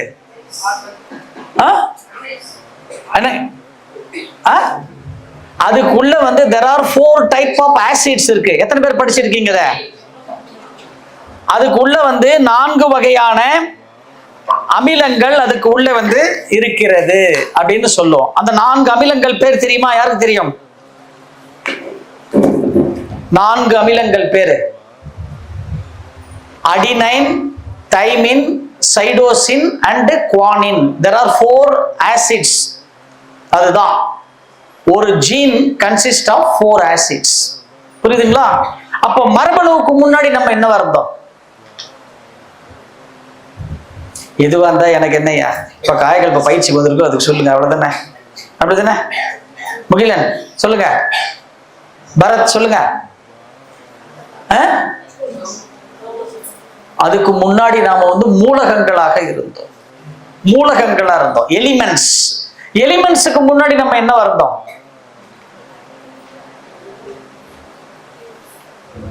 எலிமெண்ட்ஸுக்கு முன்னாடி நம்ம வந்து ஆகாஷ் என்று சொல்லக்கூடிய விண்ணாக இருந்தோம். புரியுதுங்களா? விண்ணுக்கு முன்னாடி நம்ம என்னவாக இருந்தோம்? காட் பார்ட்டிகல்ஸ் என்று சொல்லக்கூடிய இறை துகள்களாக இருந்தோம். இறை துகள்களுக்கு முன்னாடி என்னவா இருந்தது? இறைவன், இறைநிலை, அப்சல்யூட் ஸ்பேஸ், சுப்ரீம், ஆல்மைட்டி அப்படின்னு சொல்றோம். அப்ப பாருங்க, அந்த ஆல்மைட்டின்னு சொல்ற இறைநிலையே இறை துகளாகி காட் பார்ட்டிகல்ஸ் ஆகி அந்த இறை துகளே என்னவா மாறுது? விண்ணாகி, விண்கள் ஒன்று சேர்ந்து மூலகமாகி, மூலகங்கள் ஒன்று சேர்ந்து என்னவா மாறுது? மரபணுவா ஆசிட்ஸா மாறும். அங்கதான் வந்து விஞ்ஞானம் 2ஆ பிரியும். விஞ்ஞானம் 2ஆ பிரிஞ்சிடும். ஒரு பக்கம் வந்து மெய்ஞானம் சொல்றது வந்து பஞ்சபூதங்கள் சொல்லிடும். ஆனா விஞ்ஞானம் என்ன சொல்லுது? 4 வகையான அமிலங்கள்: adenine, thymine, cytosine and guanine. அந்த 4 அமிலங்களின் கூட்டுத்தான் என்னது? மரபணு. மரபணு என்ன பண்ணுது? பல மரபணுக்கள் ஒன்று சேர்ந்தது ஒரு குரோமோசோம். 46 குரோமோசோம் ஒன்று சேர்ந்ததுன்னா ஒரு செல். பல செல்கள் ஒன்று சேர்ந்தால் திசு, திசு தசை, தசை உறுப்பு, உறுப்பு மண்டலம், மண்டலம் பரு உடல். அப்ப சொல்லுங்க, ஆதியில் இறைவனாக இருந்தது. முதல்ல என்னவா இருந்தது? இறைவனாக இருந்தது. இறைவனே இறை துகளாகி, விண்ணாகி, மூலகமாகி, மரபணுவாகி, அப்புறம் என்ன வருது? மருது குரோமோசோமாகி, செல்லாகி, திசுவாகி, தசையாகி, உறுப்பாகி, மண்டலமாகி, பருவுடலாகி, நாமக்கல் அறிவித்திருக்கோயில்ல இங்க உட்கார்ந்து காயகல்ப பயிற்சி கேட்டுக்கிட்டு இருக்குது. அப்ப நான் யாரு? நான் யாரு? அப்ப இந்த மனித இறைவன் யார்? அது அவ்வளவுதான், நாம தான். அப்போ இந்த பருவுடல் என்பது என்னன்னு கேட்டீங்கன்னா ஒரு சாதாரணமான உடலே அல்ல. இது புரியுதுங்களா? ஒரு அற்புதமான இந்த உடல். இந்த உடலை வச்சுக்கிட்டு தான் நம்ம என்ன பண்ணணும்? வாழ்க்கையில நமக்கு என்ன தேவையோ, எதை நாம சாதிக்கணுமோ அதை நம்ம என்ன பண்ணணும்? சாதித்து காமிக்கணும். அப்ப இந்த உடல் நல்லா இருக்கணும்னா என்ன பயிற்சி பண்ணணுமோ? காயகல்ப பயிற்சி பண்ணணும். புரியுதுங்களா? அதுதான் இந்த பரு உடலுக்கு ஆனது. சரி, அந்த அடிப்படை தத்துவத்துல 2வது தத்துவம் என்ன போட்டிருக்கு சர்க்கிள்? உங்களுக்கு ரிவர்ஸ்ல போங்க. ரிவர்ஸ்ல போங்க. அதுல 2வது தத்துவம் என்ன போட்டிருந்து? பரு உடல் பார்த்தோம். அடுத்தது என்னது பாருங்க, நீங்களே படிங்க. ஜீவவித்து குழம்பு. ஜீவவித்து குழம்பு, செக்ஸ் வைட்டல் ஃப்ளூயிட். இப்ப அதை பத்தி நாம இப்போ பார்க்கலாம். இந்த செக்ஸ் வைட்டல் ஃப்ளூயிட்னா என்ன அப்படின்றத பார்க்கலாம். நெக்ஸ்ட், ஜீவவித்து குழம்பு நிறைய கேள்விப்பட்டிருப்போம். இந்த சாமிஜி வந்து சுத்த தமிழ் வார்த்தைகளை உபயோகப்படுத்திருக்கிறாங்க. வித்து குழம்பு ஜீவனுக்குள்ள இருக்கிறதால அது ஜீவ வித்து குழம்புன்றாங்க. இது ஒன்றும் பெரிய விஷயம், இது ஃபுல்லா சயின்ஸ். இது நம்ம எல்லாம் ஒவ்வொரு மனிதனாக பிறந்த ஒவ்வொரும் தெரிந்து கொள்ளக்கூடியது. இப்போ ஒரு ஆண் பெண் இணையும் போது வெளியில வருது பாத்தீங்களா, விந்து. ஆண்களுக்கு விந்து, பெண்களுக்கு நாதம்னு சொல்லுவாங்க. சமஸ்கிருதத்துல சுக்கிலம் ஸ்ரோனிதம்னு சொல்லுவாங்க. பாடலே இருக்கு, நாத விந்து கலாதி நமோ நமன் பாடல் இருக்கு. இப்ப விந்து நாதம்னு சொல்றோம். இதுல விந்து நாதம்ன்றது சுத்த தமிழ் வார்த்தை. ஆண்களுக்கு விந்து, பெண்களுக்கு நாதம். தந்தை தாய் ஈருயிர் ஒன்று சேர்ந்து தழைத்ததொரு உடலாகி உலகில் வந்தோம். அந்த ஈருயிர் வினைகள் அறமோ மற்றோனர். அறமோனா நல்லதோ மற்றதோ எனக்கு தெரியாது. ஆனா அப்ப எதுகிட்டே இருந்து வருது? ஒரு ஹாஸ்பிட்டல் போனா கூட என்ன சொல்றாங்க டாக்டர்ஸ், உங்க அப்பாவுக்கு இருக்குதா, உங்க தாத்தாக்கு இருக்குதா, உங்க பரம்பரையில யாருக்காவது ஏதாவது இந்த பிரச்சனை இருக்கான்னு கேக்குறாங்க பாத்தீங்களா. அப்போ 2 உயிர் சேரும்போது அந்த வெளியில வருது பாருங்க, அதுக்கு பேர் தான் விந்துநாதம். இந்த விந்துநாதம் வெளியில வந்து ஒரு உயிர் உருவாகுதுன்னா ஒவ்வொரு உயிரும் ஒரு தனி சிறப்பு வாய்ந்தது. சாமி சொல்றாங்க, பனித்துளி போல் அளவான நாத விந்தின் பரிணாமம் பல அவயங்களாகி தனித்தியங்கும் சிறப்புன்றாங்க. ஒரு துளி விந்து ஒரு நாதத்தோட சேரும் போது என்னாது? ஒரு உயிராக வந்திருக்குது. இந்த ஜீவ வித்து குழம்பு உடம்புல உற்பத்தி ஆயிட்டே இருக்குது. இந்த எப்படி உற்பத்தி ஆகுதுன்னா, நாம் உண்ணும் உணவு 7 தாது பொருளா மாறுது. முதல் ரசமாக மாறுது. நீங்க தண்ணியை குடிச்சாலும் சரி, டீ சாப்பிட்டாலும் சரி, ஒரு பிஸ்கெட் சாப்பிட்டாலும் சரி, ஒரு பழம் சாப்பிட்டாலும், இல்ல ஒரு பிடி சாதம் சாப்பிட்டாலோ, இல்ல ஒரு தட்டு சாதம் சாப்பிட்டாலும் என்னவா மாற உடனே அது ரசமா வாயில நல்லா அரைச்சு உள்ள போய் ரசமாக மாறி அந்த ரசத்திலேருந்து ரத்தம் பிரித்தெடுக்கும். அந்த சிறுகுடல் ரத்தத்தை பிரித்து எடுக்கும். அப்புறம் ரத்தம் பிரிஞ்சு எடுத்த உடனே அதுல இருக்க கெட்டி பொருள்லாம் தசையாக மாறும். தசையில இருக்க கொழுப்பு, எண்ணெய் பசையெல்லாம் கொழுப்பாக மாறும். கொழுப்புலேருந்து எஞ்சியது எலும்பாக, சுண்ணாம்பு சத்துல எலும்பா மாறும். எலும்புலேருந்து என்னவா மாறும்? எலும்புல இருக்க இன்னும் சுத்த சத்து ஃபில்டர் ஆகி மஜ்ஜையாக, போன் மேரோன்னு சொல்லக்கூட மஜ்ஜையாக மாறும். அந்த மஜ்ஜையிலேருந்து ஃபில்டர் ஆனதான் என்னவா மாறுது? சுத்த சத்தான விந்துநாத திரவமாக மாறுது. இதுதான் ஜீவ வித்து குழம்பு. நாங்க இதுதான் மூலமே நம்ம உடம்புக்கு. அதனாலதான் அதுக்கு பேர் என்ன கொடுத்துருக்குங்க? Sex vital fluid. நாங்க இந்த உடம்புக்கு வைட்டல் ரோல் எதுங்க? செக்ஸ் வைட்டல் ஃப்ளூயிடு தான். அந்த காலத்துல எப்படி தெரியுமா மரணத்தை நிர்ணயம் பண்ணாங்க? இப்ப ஹாஸ்பிட்டல்ஸ் இருக்கு. ஒருத்தர் சீரியஸா இருந்து உடம்பு சரியில்லாம இறந்து போறாங்கன்னா என்ன பண்ண, டாக்டரை கூப்பிட்டு அவர் உண்மையாவே இறந்துட்டாரா கன்ஃபார்ம் பண்ணுங்கன்னா டாக்டர் வந்து ஸ்டெச் வச்சு பாக்குறாரு, இல்ல பல்ஸ் பாக்குறாரு, இதெல்லாம் பார்த்து சொல்றாரு. அந்த காலத்துல அதுக்குன்னே ஒரு குறிப்பிட்ட மருத்துவர் இருந்தாங்க. அவங்கள போய் என்ன பண்ணுவாங்க, ஒரு ஆண் இறந்துட்டா, அப்பெல்லாம் வந்து இயற்கை மரணங்கள் தான் இருந்தது. நம்ம தாத்தா பாட்டி காலத்துல பாருங்க 90, 93 வயசு, 98 வயசு தான் இறந்து போவாங்க. இப்பதான் 60 வயசு, அதுதான் கல்யாணம் பாக்குறதே அபூர்வமா போயிடுச்சு. நிறைய நோய்கள் வரும். அப்பெல்லாம் ரொம்ப நோய்வாய்ப்பட்டெல்லாம் போக மாட்டாங்க. வயது நம்ம முதியவர்களாகி வயோதிகத்தினாலதான் இறப்புகள் இருந்தது. இயற்கை மரணங்கள் தான் இருந்தது. அப்படி இறந்து போகும்போது அவங்கள கூப்பிட்டு, ஆணா இருந்தா ஆணையும், பெண்ணா இருந்தா பெண்ணையும் கூப்பிட்டு சொல்லுவாங்க, எங்க வீட்டுல உள்ளவங்க இறந்துட்டாங்கன்னு. அவங்க என்ன பண்ணுவாங்க, எல்லாரையும் வெளியில அமைச்சிட்டு உள்ள போய் அவங்க அவங்க அணிந்திருக்கிற ஆடையை, துணியை விலக்கி ஜனன உறுப்பின் வழியாக அவங்க பார்ப்பாங்க. ஜனன உறுப்பை பார்க்கும்போது இந்த விந்துநாத திரவம் வெளியில வந்திருக்கும். இன்னைக்கும் பாருங்க, நம்ம வீட்டுல இயற்கை மரணம் அடைஞ்சவங்களை நீங்க பாருங்க, அவங்க டாய்லெட் மோஷன் யூரின் போயிடுவாங்க. பார்த்துக்க, இயற்கையா மரணம் கடைசியா இறந்து போகும்போது ஒண்ணு டாய்லெட் போயிருப்பாங்க, இல்ல நிறைய யூரின் போயிட்டு இறந்து போயிருப்பாங்க. ஏன்னா கடவுள் எப்படி தெரியுமா நம்மள சுத்தமா தான் கொண்டு வருவார். உள்ள எதுவும் வயிறுல எந்த அழுக்கும் இல்லாம கிளீனா கொண்டு வருவாரு. கொண்டு போகும்போது என்ன பண்ணுவாரு, ஃபுல்லா வாஷ் அவுட் பண்ணிட்டு தான் கொண்டு போவார். அப்ப இறந்து போகும்போது அது இயற்கை மரணமாக இறந்து போனாலும் சரி, ஒரு ஆக்சிடென்ட்னாலும் டக்குன்னு என்ன ஆகுங்க, அந்த வித்து கலைன்னு சொல்லக்கூடிய விந்துநாத திரவம் வெளியில வந்திருக்கும். அதை கன்ஃபார்ம் பண்ணிட்டு அவங்க வெளியில வந்து என்ன சொன்னாங்க, சத்து விட்டான்னு சொன்னாங்க. சத்து விட்டான், அவங்க சொன்ன வார்த்தை வெளியில வந்து சத்து விட்டாருங்க. நீங்க சத்து விட்டான்னு சொல்லி பாருங்க 10 தடவை, என்ன மரம் சத்து விட்டான் தான் செத்து விட்டானா மாறுச்சு. அப்ப எல்லாத்தையும் நம்ம எப்படி பண்றோம், பேச்சு வழக்குல மாத்தி பேசிட்டு இருக்கிறோம்.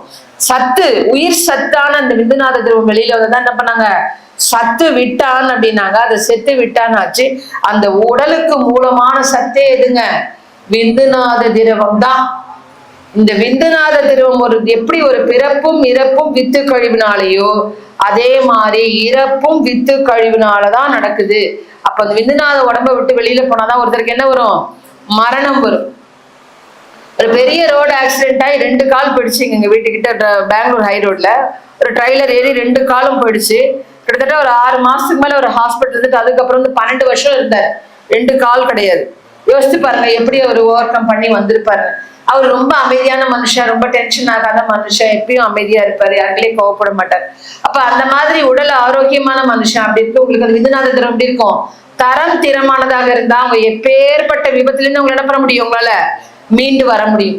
ஆனா உட்கார்ந்தாருங்க, காஃபி கேட்டாரு, போய் காஃபி கொண்டதுக்குள்ள சேர்லயே அரட்டாக்குல இறந்துட்டாருன்னா அவருடைய விந்துநாத திரவத்துடைய தரம் திறம் சரியில்லை. நினைச்சுட்டார் வெளியில வந்து மரணம் சம்பவிக்குது. இப்படிதான் மரணத்தை கன்ஃபார்ம் பண்ணாங்க. அந்த சடங்குகள்ல நிறைய முறைகள்ல அவங்கவுங்க மதத்திற்கு ஏற்ற மாதிரி ரிச்சுவல்ஸ்லயும் இந்த விந்துநாத திரவத்தை வெளியில வந்தது உயிர் கன்ஃபார்ம் பண்ணி அதெல்லாம் அவங்க பண்ண ஆரம்பிச்சாங்க நம்ம முன்னோர்கள். அப்போ வித்து கழிவினாலதான் பிறப்பும் இறப்பும். அந்த விந்துநாத திரவத்தை தரம் திறமானதாக மாற்றக்கூடிய பயிற்சி தாங்க இந்த காயகல்ப பயிற்சி. எப்படின்றது நம்ம பார்க்க போறோம். சரிங்களா? இந்த விந்துநாத திரவம் நாம என்ன நினைச்சிட்டு இருக்கோம்னா, மனிதர்களாக பிறந்தவங்க இன்பத்துக்காக மட்டும் பயன்படுத்துறோம். ஒரு பெரியவங்களாகி திருமணமாகி நம்ம தாம்பத்தியத்துக்கு மட்டும் நினைச்சிட்டு இருக்கோம். அது தவறான கருத்து. இந்த விந்துநாத திரவம் தான் நம்ம உடலையே இயக்குது. நம்ம உடலுக்கு மூலமே அதுதான். இது எப்படி இருக்குது அப்படின்னா, ஒரு விந்துநாத திரவம் ஒரு தடவை தாம்பத்தியம் கொள்ளும்போது 6ல இருந்து 7 சொட்டு விந்துநாத திரவம் வெளியில போகுது. இந்த செக்ஸ் வைட்டல் ஃப்ளூயிட பத்தி நிறைய ஆராய்ச்சிகள் போயிட்டு இருக்குது. ஒரு சொட்டு விந்துநாத திரவத்தை எடுத்து ஆராய்ச்சி பண்றாங்க. ஒரு வேயிங் மிஷின்ல வச்சு அவங்க ஆராய்ச்சிகள் செய்யும் போது இந்த பக்கம் ஒரு சொட்டு விந்துநாத திரவம், அந்த பக்கம் ஒரு சொட்டு ரத்தம், 2 சொட்டு ரத்தம், 3 சொட்டு ரத்தம் வச்சுக்கிட்டே வராங்க. இந்த பக்கம் ஒரு சொட்டு தான் வச்சிருக்கிறாங்க. இந்த பக்கம் ரத்த சொட்டுகள் நம்ம உடம்புல இந்த பிளட் எடுத்து வச்சுக்கிட்டே வந்தாங்கன்னா 88 சொட்டு ரத்தத்துனா ஒரு சொட்டு விந்துநாத திரவத்துக்கு ஈக்குவலா இருக்கு. அப்படின்னா என்ன விளக்கங்க? ஒரு சொட்டு விந்துநாத திரவத்தில் இருக்கக்கூடிய மினரல்ஸ், விட்டமின்ஸ் 88 சொட்டு ரத்தத்தில் இருக்கக்கூடிய மினரல்ஸ், விட்டமின்ஸ்க்கு ஈக்குவல். இன்னைக்கு இதை ப்ரூவ் பண்ணிருக்காங்க. அதே மாதிரி நீங்க இன்னைக்கு இருக்கிறதுல ரிச்சஸ்ட் ஃப்ரூட் எதுங்க? ஆப்பிள். பாருங்க, சூப்பரா சொன்னீங்க. ஆப்பிள் தான். நம்ம ஒரு உடம்பு சரியில்லைனாலும் ஆப்பிள் தான் வாங்கிட்டு போவோம். நல்ல விஷயம்னாலும் என்ன பண்ணுவோம்? ஆப்பிள் தான் வைப்போம். ஆப்பிள் பாருங்க எப்பயுமே எவர் கிரீன், விலை குறையவே கூடாது. மாதுளம்பழம் கூட கிலோ 100 ரூபா வரும், திடீர்னு 200 ரூபாய் வரும், திடீர்னு 80 ரூபா வரும். ஆப்பிள் எப்பயுமே எப்படிங்க? 200 ரூபாய் குறைஞ்சி வித்துதான் சரித்திரமே கிடையாது. அந்த ஆப்பிள் தான். இன்னைக்கு ஒரு ஆப்பிள் நீங்க எடுத்தீங்கன்னா 64 நாள் ஆப்பிள் எடுத்தீங்கன்னா 65வது நாள் ஒரு சொட்டு விந்துநாத திரவமா மாறுது. அப்போ ஒரு சொட்டு விந்துநாத திரவம் 64 ஆப்பிள்ல உள்ள மினரல்ஸ், விட்டமின்ஸ் உள்ள சக்தி ஒரு சொட்டு விந்துநாத திரவத்தை இருக்குது. ஒரு தடவை தாம்பத்தியம் கொள்ளும்போது 6ல இருந்து 7 சொட்டு விந்துநாத திரவம் போகுது. ஒரு முறை நம்ம அந்த வித்து களையம், நம்ம உடம்புல வித்து களையம் இருக்கும் முதுகு தண்டுக்கு கீழே வித்து பை இருக்குது அப்படின்றாங்க. வித்து பைனா அங்க பை மாதிரிலாம் இல்ல, ஒரு தோல் பை மாதிரி இருக்குன்னு சித்தர்கள் சொல்லியிருக்கிறாங்க. அந்த தோல் பையில 2 முறை தாம்பத்தியம் கொள்வதற்கான விந்துநாத திரவம் மட்டுமே இருக்குது. அதை பத்தின டீட்டெயில்ஸ் தான் நம்ம இப்போ பார்க்க போறோம். அப்ப இந்த அளவுல இததான் சாமிஜி ஜீவ வித்து குழம்புன்னு. இந்த விந்துநாத திரவத்துடைய குவாலிட்டி அண்ட் குவான்டிட்டி, தரம் திறம் எப்படி கூட்டி நம்ம வைக்கிறோமோ அந்த அளவுக்கு நம்முடைய உடல் ஆற்றல், உயிர் ஆற்றல், மன ஆற்றல் எப்படி இருக்கும்? ஆரோக்கியமா இருக்கும்.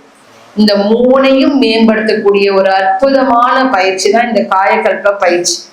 சித்தர்கள் அததான் என்ன பண்ணாங்க? செறி ஊட்டினாங்க. அந்த விந்துநாதத்தை செறி ஊட்டினாங்க. இப்ப புரியுதுங்களா? அவ்வையார் பாடல வாயு வழக்கம் அறிந்து செறிந்தடங்கில்றாங்க. ஏதோ ஒண்ணு செறி ஊட்டணும்னு எல்லா சித்தர்களும் சொன்னது இந்த ஒரு விந்துநாத திரவத்தை தான். இதை பற்றி இப்ப அறிவியல் பூர்வமான விஷயங்கள் நம்ம பார்க்கலாம்.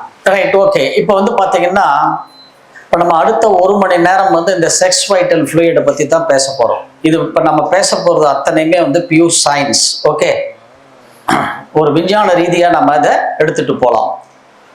சயின்ஸ் எப்படி இந்த செக்ஸ் வைட்டல் ஃப்ளூயிடை ஆராய்ச்சி பண்ணுது, நம்ம முன்னோர்கள் நம்மளுடைய வேதிக் சயின்ஸ், வேத அறிவியல் எப்படி பண்றதுங்கிறத பார்க்கலாம். ரைட், இப்போ இங்க இருக்கிற உங்களுக்கு தெரியாத ஆன்சர் இதெல்லாம். இங்க இருக்கிற பெரியவங்க கிட்ட ஒரு கொஸ்டின் கேட்கிறப்போ, right, start from the sir. உங்க குடும்பத்துல நீங்க எத்தனாவது பரம்பரை? அதான் பண்ணிடு. எத்தனாவது பரம்பரை நீங்க? தெரியுது. எத்தனாவது பரம்பரை நீங்க? எத்தனாவது பரம்பரை? எத்தனாவது தலைமுறை? இப்படி சொல்லுங்களா. நீங்க எத்தனாவது தலைமுறை? நீங்க 7வது தலைமுறை. நீங்க 7, நீங்க 3, நீங்க தெரியாது. அப்புறம் தெரியாது. நாம நல்ல ஞாபகம் வச்சுக்கோங்க, இன்னைக்கு யாரெல்லாம் நாம அத்தனை பேருமே உயிரோடு இருக்கிறோமோ, ஆஸ் ஏ இண்டிவிஜுவல் பர்சன் நாம் அத்தனை பேருமே, ஒரு தனி மனிதன் நம்மளை எடுத்துக்கிட்டோம்னா நாம் அத்தனை பேருமே 7வது தலைமுறை. ஞாபகம். எத்தனாவது generation? All we are 7th generation. நாம் அத்தனை பேருமே நல்லா ஞாபகம் வச்சுங்க, இதை மறக்கவே கூடாது லைஃப் லாங். அப்ப நாம 7th ஜெனரேஷன்னா நமக்கு முன்னாடி எத்தனை ஜெனரேஷன் இருக்கப்போ? 6 ஜெனரேஷன். ஞாபகம் வச்சுங்க. Yes, please welcome. Please welcome. வாங்க உட்காருங்க. Welcome to our group. Right, வாங்க. Right, okay. இப்ப நமக்கு நாம 7வது ஜெனரேஷன். நமக்கு முன்னாடி எத்தனை தலைமுறை? அப்போ 6 தலைமுறை. நல்லா ஞாபகம் வச்சுக்கோங்க. ஒரு ஜெனரேஷனுக்கு நம்ம கிட்ட இருக்கிற ஜெனரேஷன் ரெக்கார்ட்ஸ், தலைமுறை பதிவுகள், நம்ம டிஎன்ஏ நீங்க சொன்னீங்க இல்லையா, மரபணு. டிஎன்ஏல என்ன இருக்கு? அதுல என்ன இருக்கு? டிஎன்ஏக்குள்ள என்ன இருக்கிறது? நம்ம குடும்பத்தினுடைய ரெக்கார்ட்ஸ் அதுல தான் இருக்கிறது. நல்லா ஞாபகம் வச்சுக்கோங்க. இப்ப உன்னை பார்த்தா அப்படியே உங்க அப்பா மாதிரியே இருக்கிற அப்படின்னு நான் வந்து முகில் சொல்றேன். என்ன அர்த்தம் அப்படின்னா, அவங்க அப்பாவுடைய ஃபேஸ் அப்படிங்க வந்து எப்படி வந்தது? அந்த ஜீன், அந்த மரபணு, அந்த பதிவு எல்லாமே எதுல இருக்குன்னு கேட்டீங்கன்னா நம்மளுடைய மரபணு தான் இருக்கு. அந்த மரபணுனுடைய கூட்டு கலவை தான் எதுன்னு கேட்டீங்கன்னா இந்த செக்ஸ் வைட்டல் ஃப்ளூயிட். ஞாபகம் வச்சு, அதெல்லாம் ஞாபகம் வச்சுங்க. சயின்ஸ் இது. அப்போ நமக்கு முன்னாடி 6 ஜெனரேஷன் இருக்கு இல்லையா? ஒரு ஜெனரேஷனுக்கு அந்த மரபணுல 20 வருஷ ரெக்கார்டு இருக்கும் ஒரு ஜெனரேஷனுக்கு. அப்போ 6 ஜெனரேஷனுக்கு 6 × 20 எவ்வளவு? 120. 7வது ஜெனரேஷன் யாரு? நாமோ. அப்ப அதுதான் நம்மளுடைய ஆயுட்காலம். மனிதனுடைய ஆயுட்காலம் எவ்வளவு? 120 இயர்ஸ். எப்படின்னு கேட்டீங்கன்னா, நான் 120 வருஷம் இருக்கணுமா வானாமான்னு டிசைட் பண்றது எது? டிசைட் பண்றது? நீங்க தான் சத்தமா சொல்லணும். எது டிசைட் பண்ணுது? மரபணு தான் டிசைட் பண்ணுது. அந்த மரபணுல வந்து அந்த 120 வருஷம் மரபணு யாருடையது? நமக்கு முன்னாடி இருக்கிற 6 தலைமுறைக்கு. ஒரு தலைமுறைக்கு 20 வருஷம் ரெக்கார்டை வந்து டிரான்ஸ்ஃபர் பண்ணிட்டு வரோம். அப்ப 6 தலைமுறைக்கு 6 × 20 120. அதுதான் 7th ஜெனரேஷன் நம்முடைய லைஃப் ஸ்பேன். ஞாபகம் வச்சுக்கோங்க. இந்த 120 எப்படி வந்து குறையுதுங்கிறத தான் நம்ம இந்த காயகல்ப பயிற்சியில பார்க்க போறோம். குறையறத எப்படி காயகல்ப பயிற்சியில நம்ம என்ன பண்ணத இன்க்ரீஸ் பண்றது. அதுதான் இந்த காயகல்ப பயிற்சியினுடைய மெயின் மோட்டோவே. சரிங்களா? ரைட். இப்போ ஒரு கொஸ்டின் இப்படி மாத்தி கேட்கிறேன். இப்போ என்ன, உங்க குடும்பத்துல நீ எத்தனாவது ஆளு? ஃபர்ஸ்ட், என்ன சரிங்கம்மா? Second, third, first, second. அப்படியே கை காமிங்களா எல்லாரும். ஒண்ணு இப்படி, இது எல்லாம் இப்படி கூட காமிப்பீங்க. சில பேர் இப்படி இப்படின்னுவீங்க. எத்தனை? Right, very good. இப்ப நீங்க சொன்னீங்க இல்லையா, இது அத்தனையுமே வந்து மிக சரியான தவறான விடை. Wrong answer. நீ கேட்கலாம், என்ன நான் எங்க அப்பாவுக்கு நான் ஃபர்ஸ்ட் பையன் தானே அப்படித்தானே கேட்குற நீ? கிடையாது, கிடையாது. நம்ம இதுக்கு முன்னாடி என்ன கொஸ்டின் பார்த்தோம்? எத்தனை ஜெனரேஷன் பார்த்தோமா? ரைட். ஷீட் உள்ள போங்க, போங்க, அப்படியே போங்க, போங்க போங்க போங்க போங்க போங்க. இன்னொன்னு போங்க, இன்னொன்னு போங்க, இன்னொன்னு போங்க, இன்னொன்னு போங்க, இன்னொன்னு போங்க. இங்க இன்னொன்னு போங்க. ரைட். இது என்ன கொடுத்துருக்கு பாத்தீங்களா? இதுதான் நம்மளுடைய ஃபேமிலி ட்ரீ. என்னது? நீங்க ஸ்கூல்ல ஃபேமிலி ட்ரீ வரைவீங்களே, தெரியுமா உங்களுக்கு? என்ன ஃபேமிலி ட்ரீ எப்படி போடுவீங்க? எப்படி போடுவீங்க? கிராண்ட்ஃபாதர், கிராண்ட்ஃபாதர், கிராண்ட் மதர், அது கீழே அப்பா அம்மா, அது கீழே நீங்க, பிரதர்ஸ், சிஸ்டர்ஸ், இப்படிலாம் போடுறீங்க இல்லையா? இங்க இருக்கிற எத்தனை பேருக்கு, ஸ்டூடெண்ட் லெவல்ல இருக்கிறவங்களுக்கே கேட்கிறேன், உங்க தாத்தா பாட்டி பேர்லாம் தெரியுமா? தாத்தா பாட்டியினுடைய அப்பா அம்மா பேர் தெரியுமா? தாத்தா பாட்டியினுடைய அப்பா அம்மா பேரு இப்ப கேட்டா பதில் சொல்லணும் எனக்கு. நானு உங்க தாத்தா பாட்டியினுடைய அப்பா அம்மா பேரு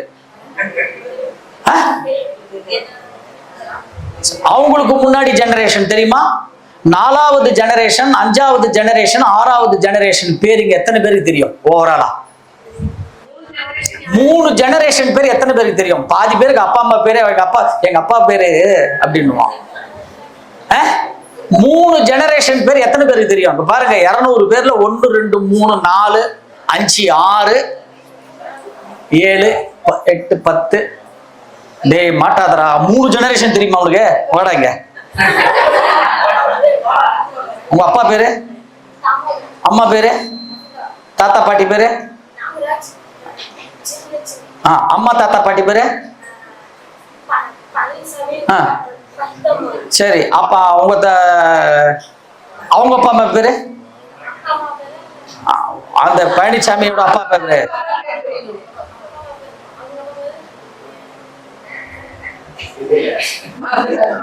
மறந்துட்டியா? சரி, அட்லீஸ்ட் தாத்தா பாட்டி பேர் இருக்கும்போது நல்ல ஞாபகம் இருக்க. வாழ்க வளமுடன். குட். 3 ஜெனரேஷன் பேரு இங்க இருக்கிற பேரண்ட்ஸ் வந்து உங்க குழந்தைகளுக்கு சொல்லி கொடுங்க. உங்க பேரண்ட்ஸுக்கே உங்களுக்கே தெரியலன்னா உங்க வீட்டுல பெரியவங்க கிட்ட கேட்டு வச்சுக்கோங்க. ஏன் சொல்றோம் அப்படின்னு கேட்டீங்கன்னா அதுக்கெல்லாம் காரணம் இருக்கு. வாங்க மேடம், வாங்க மேடம், வெல்கம். ஃப்ரண்ட்ல உட்கார்ந்துருக்கவங்க மட்டும் கொஞ்சம் கொஸ்டின் அதிகமா கேட்போம். Right, good, welcome. ரைட், இப்போ நான் கேட்ட கொஸ்டின் வந்து நீங்க எல்லாம் ஃபர்ஸ்ட் செகண்ட் சொன்னீங்களே, அது தப்பு. உங்க ஃபேமிலி ட்ரீ பாருங்க. இதுல பாத்தீங்கன்னா 7 ஜெனரேஷன் நம்ம குடும்பத்துல நாம 7வது ஜெனரேஷன். இந்த பாருங்க, 7வது ஜெனரேஷன் தான் வந்து 1 member. 1 member is 7th generation. 1 மெம்பர்னா யாரு? நானு. 6வது ஜெனரேஷன்ல எத்தனை பேர் இருக்கிறாங்க? என்னுடைய அப்பா அம்மா. அடுத்த ஜெனரேஷன் பாருங்க, 5வது ஜெனரேஷன் பாருங்க, எத்தனை பேர் வருவாங்க? 4 பேர் வருவாங்க. அப்பா அம்மா அப்பா அம்மா. 4வது ஜெனரேஷன் பாருங்க, 8 பேர் வருவாங்க. அப்பா அம்மா அப்பா அம்மா அப்பா அம்மா அப்பா அம்மா. ஆமா, அப்படி அப்படியே போங்க. 3வது ஜெனரேஷன்ல வந்து 16 பேர் இருப்பாங்க, நம்ம அப்பா அம்மா ஃபேமிலி. 2வது ஜெனரேஷன்ல 32 பேர் இருப்பாங்க. 1வது ஜெனரேஷன்ல 64 பேர் இருப்பாங்க. அப்போ 1வது ஜெனரேஷன்ல 64 பேரு, 2வது ஜெனரேஷன்ல 32 பேரு, 3வது ஜெனரேஷன்ல 16 பேரு, 4வது ஜெனரேஷன்ல 8 பேரு, 5வது ஜெனரேஷன்ல 4 பேரு, 6வது ஜெனரேஷன்ல 2 பேரு, 7வது ஜெனரேஷனு நானு. இப்ப என்ன விட்டுடு, எனக்கு மேல இருக்கிற மொத்தத்தையும் கூட்டினா எத்தனை பேர் வருவாங்க? 126 பேர் வருவாங்க. அப்ப நம்ம குடும்பத்துல நான் எத்தனாவது ஆளு? 120. அவ்வளவுதான். நான் 1 2 எல்லாம் கிடையாது. நான் வந்து 7th ஜெனரேஷன் அண்ட் 127. இந்த 127வது ஆளு 120 வருஷம் ரெக்கார்டு. இந்த 126 பேருடைய ரெக்கார்டு யார்கிட்ட இருக்கு? இப்போ முகிலனுக்கு உள்ள இருக்குது, பரத்துக்கு உள்ள இருக்குது, இப்போ உங்களுக்கு உள்ள இருக்குது. இதுல இந்த 126 பேருடைய ரெக்கார்டும் எதுல லிங்க் ஆகுது அந்த மரபணுன்னு கேட்டீங்கன்னா, நமக்கு உள்ள இருக்கிற இந்த செக்ஸ் வைட்டல் ஃப்ளூயிடோட தான் என்ன ஆகுது? லிங்க் ஆயிருக்கு. அந்த செக்ஸ் வைட்டல் ஃப்ளூயிட்ல லிங்க் ஆயிருக்கு பாருங்க, விந்துநாத திரவத்துல. அதுல நல்லது வந்தா நாம என்ன பண்ணுவோம்? அக்செப்ட் பண்ணிக்கிறோமா? ஒரு நெகட்டிவ் வந்தா நம்ம என்ன பண்றோம்? அக்செப்ட் பண்ணுவோமா? நம்ம பண்ண மாட்டோம். அப்ப என்ன பண்ணலாம்? அந்த செக்ஸ் வைட்டல் ஃப்ளூயிட என்ன பண்ணணும்? பியூரிஃபை பண்ணணும். எதுல வந்து பிரச்சனை இருக்கிறதோ அதை நாம வந்து பியூரிஃபை பண்ணணும். இப்ப பியூரிஃபை பண்றதுக்கு உங்களுக்கு ஒரு ஐடியா ஒண்ணு கொடுக்குறேன். இப்போ நாம எல்லாருமே மாடு கிட்ட இருந்து தினமும் ஒரு பொருள் எடுத்து யூஸ் பண்றோம். என்ன பொருள் இது? பால். Very good. இந்த பாலை வந்து நம்ம எத்தனை நாள் வச்சிருப்போம்? 1 மாசமா? யாராவது? 1 நாள் வச்சிருப்போம். இப்போ உங்களுக்கு முன்னாடி ஒரு பால் இருக்கு. அந்த பால் இப்படி பாருங்க, பாலை பாருங்க. இந்த பாலை பார்க்கும் பொழுது பாலுக்குள்ள இந்த தயிர் உங்க கண்ணுக்கு தெரிஞ்சுதா? தெரியல. ரைட். இப்போ 1 நாள் கழிச்சு இந்த பால் என்ன பண்றீங்க? இப்போ எங்களுக்கு தெரியாதுங்க, நீங்க தாங்க சொல்லணும். உர ஊத்தி என்ன பண்றீங்க? தயிரா மாத்திட்டீங்க. இப்போ பாலை தயிரா மாத்தின உடனே அதனுடைய மதிப்பு என்னாச்சு? கூட்டிடுச்சா? ஏன்? பாலை விட எது விலை ஜாஸ்தி? கரெக்டா? புரியுதா உங்களுக்கு? புரியணுன்றதுக்கோசம் தான் நம்ம சாப்பிட்ற பொருளை சொல்றேன். இப்போ சரி, இப்ப தயிரை எத்தனை நாள் வச்சிருப்போம்? 2 நாள் 3 நாள் வச்சிருப்பீங்க. 2-3 நாள் வச்ச உடனே நீங்க தயிரை பார்க்கும் பொழுது தயிருக்கு உள்ள இருக்கிற மோரும் வெண்ணையும் உங்க கண்ணுக்கு தெரிஞ்சுதா? Right, good. இப்ப தயிரை என்ன பண்றோம்? நம்ம தயிரை கடையும் பொழுது என்ன ஆகுது? நீர்ம பொருள், வாட்டர் எலிமெண்ட் வந்து மோர் வந்து அப்படியே கீழே இருக்குது. அந்த மோருக்கு மேல இருக்கிற ஒரு லேயர் தான் என்னவா மாறுது? அப்படியே வெண்ணையா மாறுது. இப்ப பாருங்க, தயிர்ல இருந்து மோர் வந்த உடனே தயிரை விட எது விலை ஜாஸ்தி? பட்டர் மில்க் விலை ஜாஸ்தி. பட்டர் மில்கோட எது விலை ஜாஸ்தி? பட்டர் விலை ஜாஸ்தி. விலை ஜாஸ்தியா இல்லையா? குட். இப்ப இந்த பட்டரை எத்தனை நாள் யூஸ் பண்ணணுமா? சொல்லுங்களேன், எங்களுக்கு தெரியாது. 15 நாள். 15 நாள் யூஸ் பண்ணும். 15 நாள் கழிச்சு என்ன ஆகுது? கெட்டு போய் ஒரு மாதிரி புளிப்பு வாசனை வரும். பாருங்க, ஸ்டூடெண்ட் இந்த பசங்க சூப்பரா சொல்றாங்க, வருங்காலத்துல நல்லா சமையல் பண்ணுவீங்கடா நீங்களாம். Very good. Good good. Right. இப்போ இந்த வெண்ணெயை பார்க்கும் பொழுது வெண்ணெய்க்கு உள்ள இருந்த நெய் கண்ணுக்கு தெரிஞ்சுதா? தெரியல. ஆனால் இப்ப வெண்ணெய் என்னவா பண்ணிட்டீங்க? நெய்யா மாத்திட்டீங்க. வெண்ணெயை நெய்யா மாத்தின உடனே வெண்ணெயோட விலை எது விலை ஜாஸ்தி? நெய் விலை ஜாஸ்தி ஆயிட்டப்போ. ரைட். இப்ப இந்த நெய்யை எத்தனை நாள் வச்சிருப்போம் நம்ம? 6 மாசம். 1 month. 8 months. 8 month 1 month.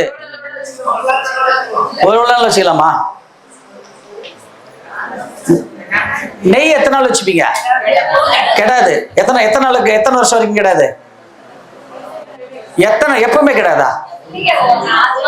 4 மாசம் 6 மாசம் 1 வருஷம், அப்புறம் கெட்டு போயிடும். அப்புறம் இந்த சைட்ல ஐயா, இந்த சைட்ல ஆன்சர் ஐயா. நெய் கெடாதா? 8 months. நீ இதை சொன்னீங்க. 1 மாசம் 1 வருஷம். நல்லா ஞாபகம் வச்சுங்க, நெய்க்கு எக்ஸ்பைரி டேட்டே கிடையாது. நல்லா ஞாபகம் வச்சுங்க, நெய்யை பொறுத்த வரைக்கும் there is no expiry date. வாங்க இப்படி உட்காருங்க, சேர் தோறுப்பாரு. நெய்க்கு there is no expiry date. என்ன? ஆனால் இப்ப நம்ம வீட்டுல யூஸ் பண்ற நெய் எல்லாம் கெட்டு போயிடுது. இப்போ ஒரு வருஷம் வச்சாலே என்ன ஆகுது? ஆமா. என்ன காரணம்? நம்ம முன்னோர்கள் இந்த நெய்யை எப்படி வச்சிருந்தாங்க? பானையில எங்க வச்சிருந்தாங்க? உரி கட்டி வச்சிருந்தாங்க. நீங்க நெய்யை எர்த் பண்ணிட்டீங்கன்னா சீக்கிரம் கெட்டு போயிடும். இந்த நெய்யை எப்போ அவே ஃப்ரம் தி எர்த் இந்த நெய்யை நீங்க வச்சிருந்தீங்கன்னா என்ன ஆகாது? அது கெட்டே போகாது. 250 வருஷம் 300 வருஷம் ஆனாலும் நெய் கெட்டு போகாது. நல்லா ஞாபகம் வச்சுக்கோங்க. இப்ப நீங்க ஒரு பெரிய ஆயுர்வேதா ஹாஸ்பிட்டல்லாம் இருக்கு இல்லையா? இங்க நாமக்கல்ல ஒரு ஆயுர்வேதா ஹாஸ்பிட்டல் எடுத்துங்க. ஏதாவது ஒரு ஆயுர்வேதா ஹாஸ்பிட்டல் எடுத்துங்க. இந்த ஆயுர்வேதா ஹாஸ்பிட்டல்ல போனீங்கன்னா உங்களுக்கு ஒரு ஆயில் மசாஜ் பண்ணணும் அவங்க சொல்லுவாங்க டாக்டர்ஸ். ஏதாவது தசைப்பிடிப்பு இருந்தாலோ இல்ல பாடியில ஏதாவது பிரச்சனை இருந்தாலோ உங்களுக்கு ஏதாவது ஒரு ஆயில் மசாஜ் பண்ணணும்னு சொன்னாங்கன்னா அவங்க சொல்லுவாங்க பாருங்க, ஒரு 3 பேக்கேஜ் கொடுப்பாங்க. இந்த பேக்கேஜ் 15,000 ரூபாய், இந்த பேக்கேஜ் 30,000 ரூபாய், இந்த பேக்கேஜ் 50,000 ரூபான்னு சொல்லுவாங்க. ஆயுர்வேதா ஹாஸ்பிட்டல் நீங்க போய் கேட்டு பாருங்க. என்ன காரணம் அப்படின்னு கேட்டீங்கன்னா, இந்த 15,000 ரூபான்னு சொல்ற பேக்கேஜ் என்னன்னு கேட்டீங்கன்னா அதுல ரெடி பண்ற மருந்துகள் இப்போ 1 வருஷம் 2 வருஷத்துல ரெடி பண்ண நெய்யில மிக்ஸ் பண்ற மெடிசின்ஸ். 25,000 ரூபான்றது 50 வருஷம் பிளெண்ட் ஆன நெய். 50,000 ரூபான்றது 100 வருஷம் பிளெண்ட் ஆன நெய் வச்சுப்பாங்க. நெய்யை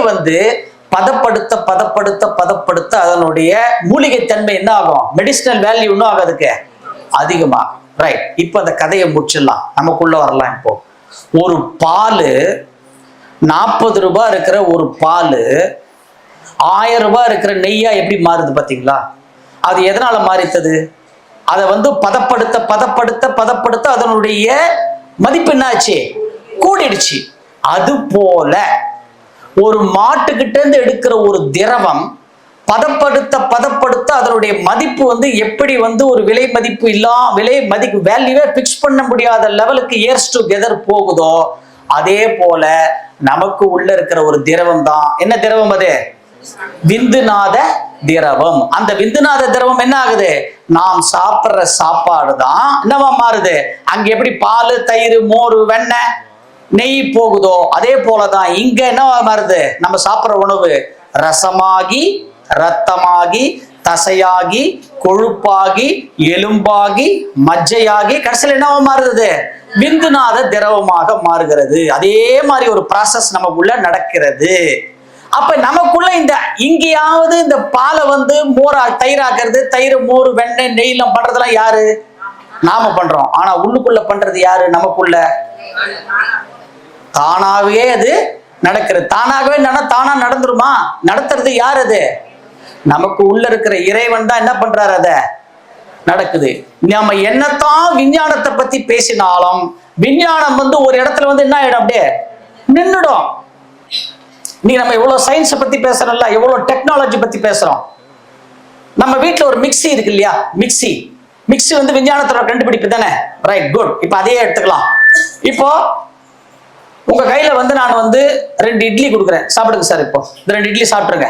சாப்பிட்டு முடிச்சிட்டீங்க. இந்த இட்லி வயிற்றுக்குள்ள போனோடனே என்னவா மாறிடுச்சு, இப்போ கூழா மாறிடுச்சு, ரசமா மாறிடுச்சு. எப்ப வயிற்றுக்குள்ள போன உடனே மாறிடுச்சு. இப்போ இந்த விஞ்ஞானத்தினுடைய கண்டுபிடிப்பு என்னது, மிக்ஸியில 2 இட்லியை போடுங்க. அதே போல இப்போ மிக்ஸி ஆன் பண்ணுங்க. இப்ப என்ன ஆயிடுச்சு. அப்போ விஞ்ஞானத்துடைய கண்டுபிடிப்புல ஒரு பொருளை விஞ்ஞானம் என்ன பண்ணுது, கூழாக்கிடுது. மெய்ஞானத்தோட கண்டுபிடிப்புல அதே இட்லி, இது ஒரு மிக்ஸி, இந்த மிக்ஸிக்குள்ள போட்டோன்னு என்னவா மாறிடுச்சு, ஜூஸா மாறிடுச்சு. சரிங்களா? விஞ்ஞானம் இத்தோட நின்று போயிடும். இப்போ உள்ளுக்குள்ள போன இந்த ரசம், இட்லி என்கின்ற ரசம் அடுத்தது என்னவா மாறுது, ரத்தமா மாறுது. நீங்க விஞ்ஞானத்துல கண்டுபிடிச்சீங்களே, மிக்ஸில இருந்து எடுத்தீங்களே ஜூஸ், இட்லி ஜூஸ், இப்ப அதை உங்களால ரத்தமா மாத்த முடியுமா? அவ்வளவுதான். விஞ்ஞானம் அத்தோட நின்று போயிடும். அப்போ எனக்கு உள்ள இருந்துகிட்டு இதை இயக்குற அந்த இறைவன் என்ன பண்றாரு, இந்த உடல் மனம் உயிர் இது மூணுத்தையும் நான் இயக்கணும்னா எது நல்லா இருக்கணும் ஒரு உடல்ல, செக்ஸ் வைட்டல் ஃப்ளூயிட். நல்லா ஞாபகம் வச்சுங்க, இது நல்லா இருக்கணும். எப்படி இது, குவாலிட்டி அண்ட் குவான்டிட்டி, தரம் மற்றும் எண்ணிக்கை நல்லா இருந்தால்தான் உடல் நன்றாக இருக்கும். உடல் நன்றா இருந்தா தான் மனம் நல்லா இருக்கும். மனம் நல்லா இருந்தா தான் உயிர் நல்லா இருக்கும். புரியுதுங்களா? அப்ப எல்லாத்துக்கும் அடிப்படை எது, இந்த செக்ஸ் வைட்டல் ஃப்ளூயிட் தான். நல்லா ஞாபகம் வச்சுங்க. இந்த செக்ஸ் வைட்டல் ஃப்ளூயிட் தான் அதாவது பரம்பரை பதிவுகள் இந்த செக்ஸ் வைட்டல் ஃப்ளூயிட்ல தான் வந்து இருக்குது அப்படின்னு வேதிக் சயின்ஸ் பல்லாயிரம் ஆண்டுகளுக்கு முன்னாடி சொன்னது. விஞ்ஞானம் இதை வந்து ஏற்றுக்கொள்ளவில்லை விஞ்ஞானம்.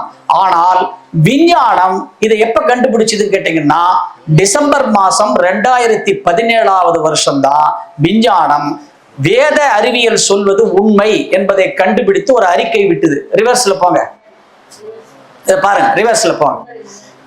விஞ்ஞானத்தினுடைய ஒரு அறிக்கையை பாருங்க. இந்த ஒன்று போங்க, இன்னொன்று போங்க. அடுத்தது போங்க. இதை கொஞ்சம் படிக்க பார்க்கலாம். They are contained in the semen.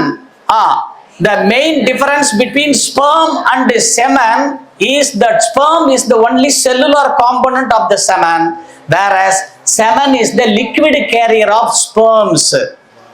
விந்து அணுக்கள் அதை பத்தி சொல்றாங்க பாருங்க. கடைசியில் என்ன சொல்றாங்க பாருங்க, sperms are microscopic cells. Microscopic cells தான் அதை பார்க்க முடியும். with a haploid nucleus. அதுல வந்து உட்கரு அதுல இருக்கிறது. எப்படி, கண்ணுக்கு தெரியாத ஒவ்வொரு விந்தணுக்களையும் ஒரு உட்கரு இருக்கிறது. சயின்ஸ் நீங்க சொல்லிட்டு பாருங்க. அந்த கடைசி 2 லைன் தான் முக்கியம். அதுல என்ன படிங்க, எப்ப படிங்க பார்க்கலாம். They carry the genetic information of males to the egg cell of the female. அப்படின்னா என்ன அர்த்தம்?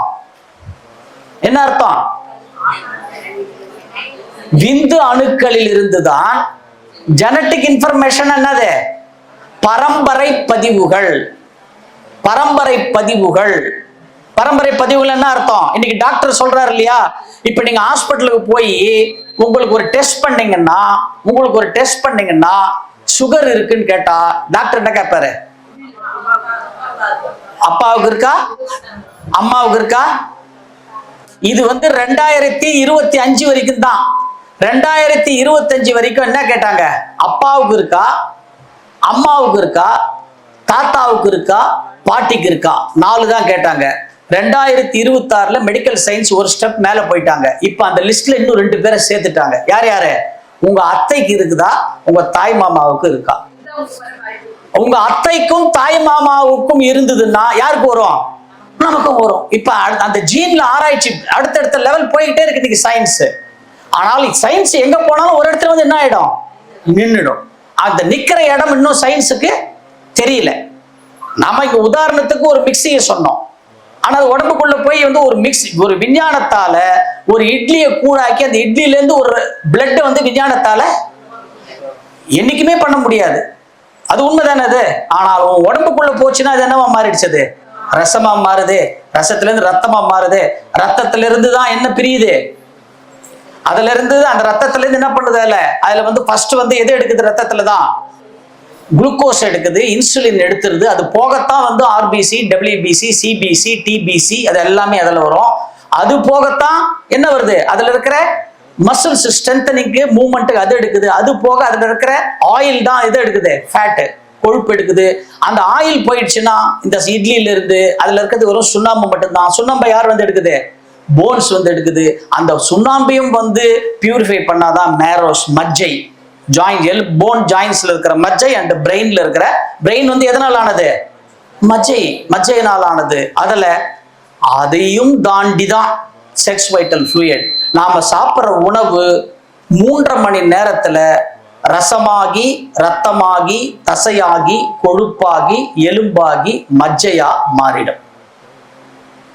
அந்த 7th element of sex vital fluid மாறுறதுக்கு ஒரு சொட்டு விந்துநாத திரவமாக மாறுவதற்கு it will take 14 days time. எத்தனை நாள்? 14 நாள் எடுத்துக்கும். 6 ப்ராசஸ் வந்து 3.5 மணி நேரத்தில் முடிஞ்சிடும். அந்த 7வது ப்ராசஸ் மட்டும் 14 நாள் வந்து எடுத்துக்கொள்ளும்.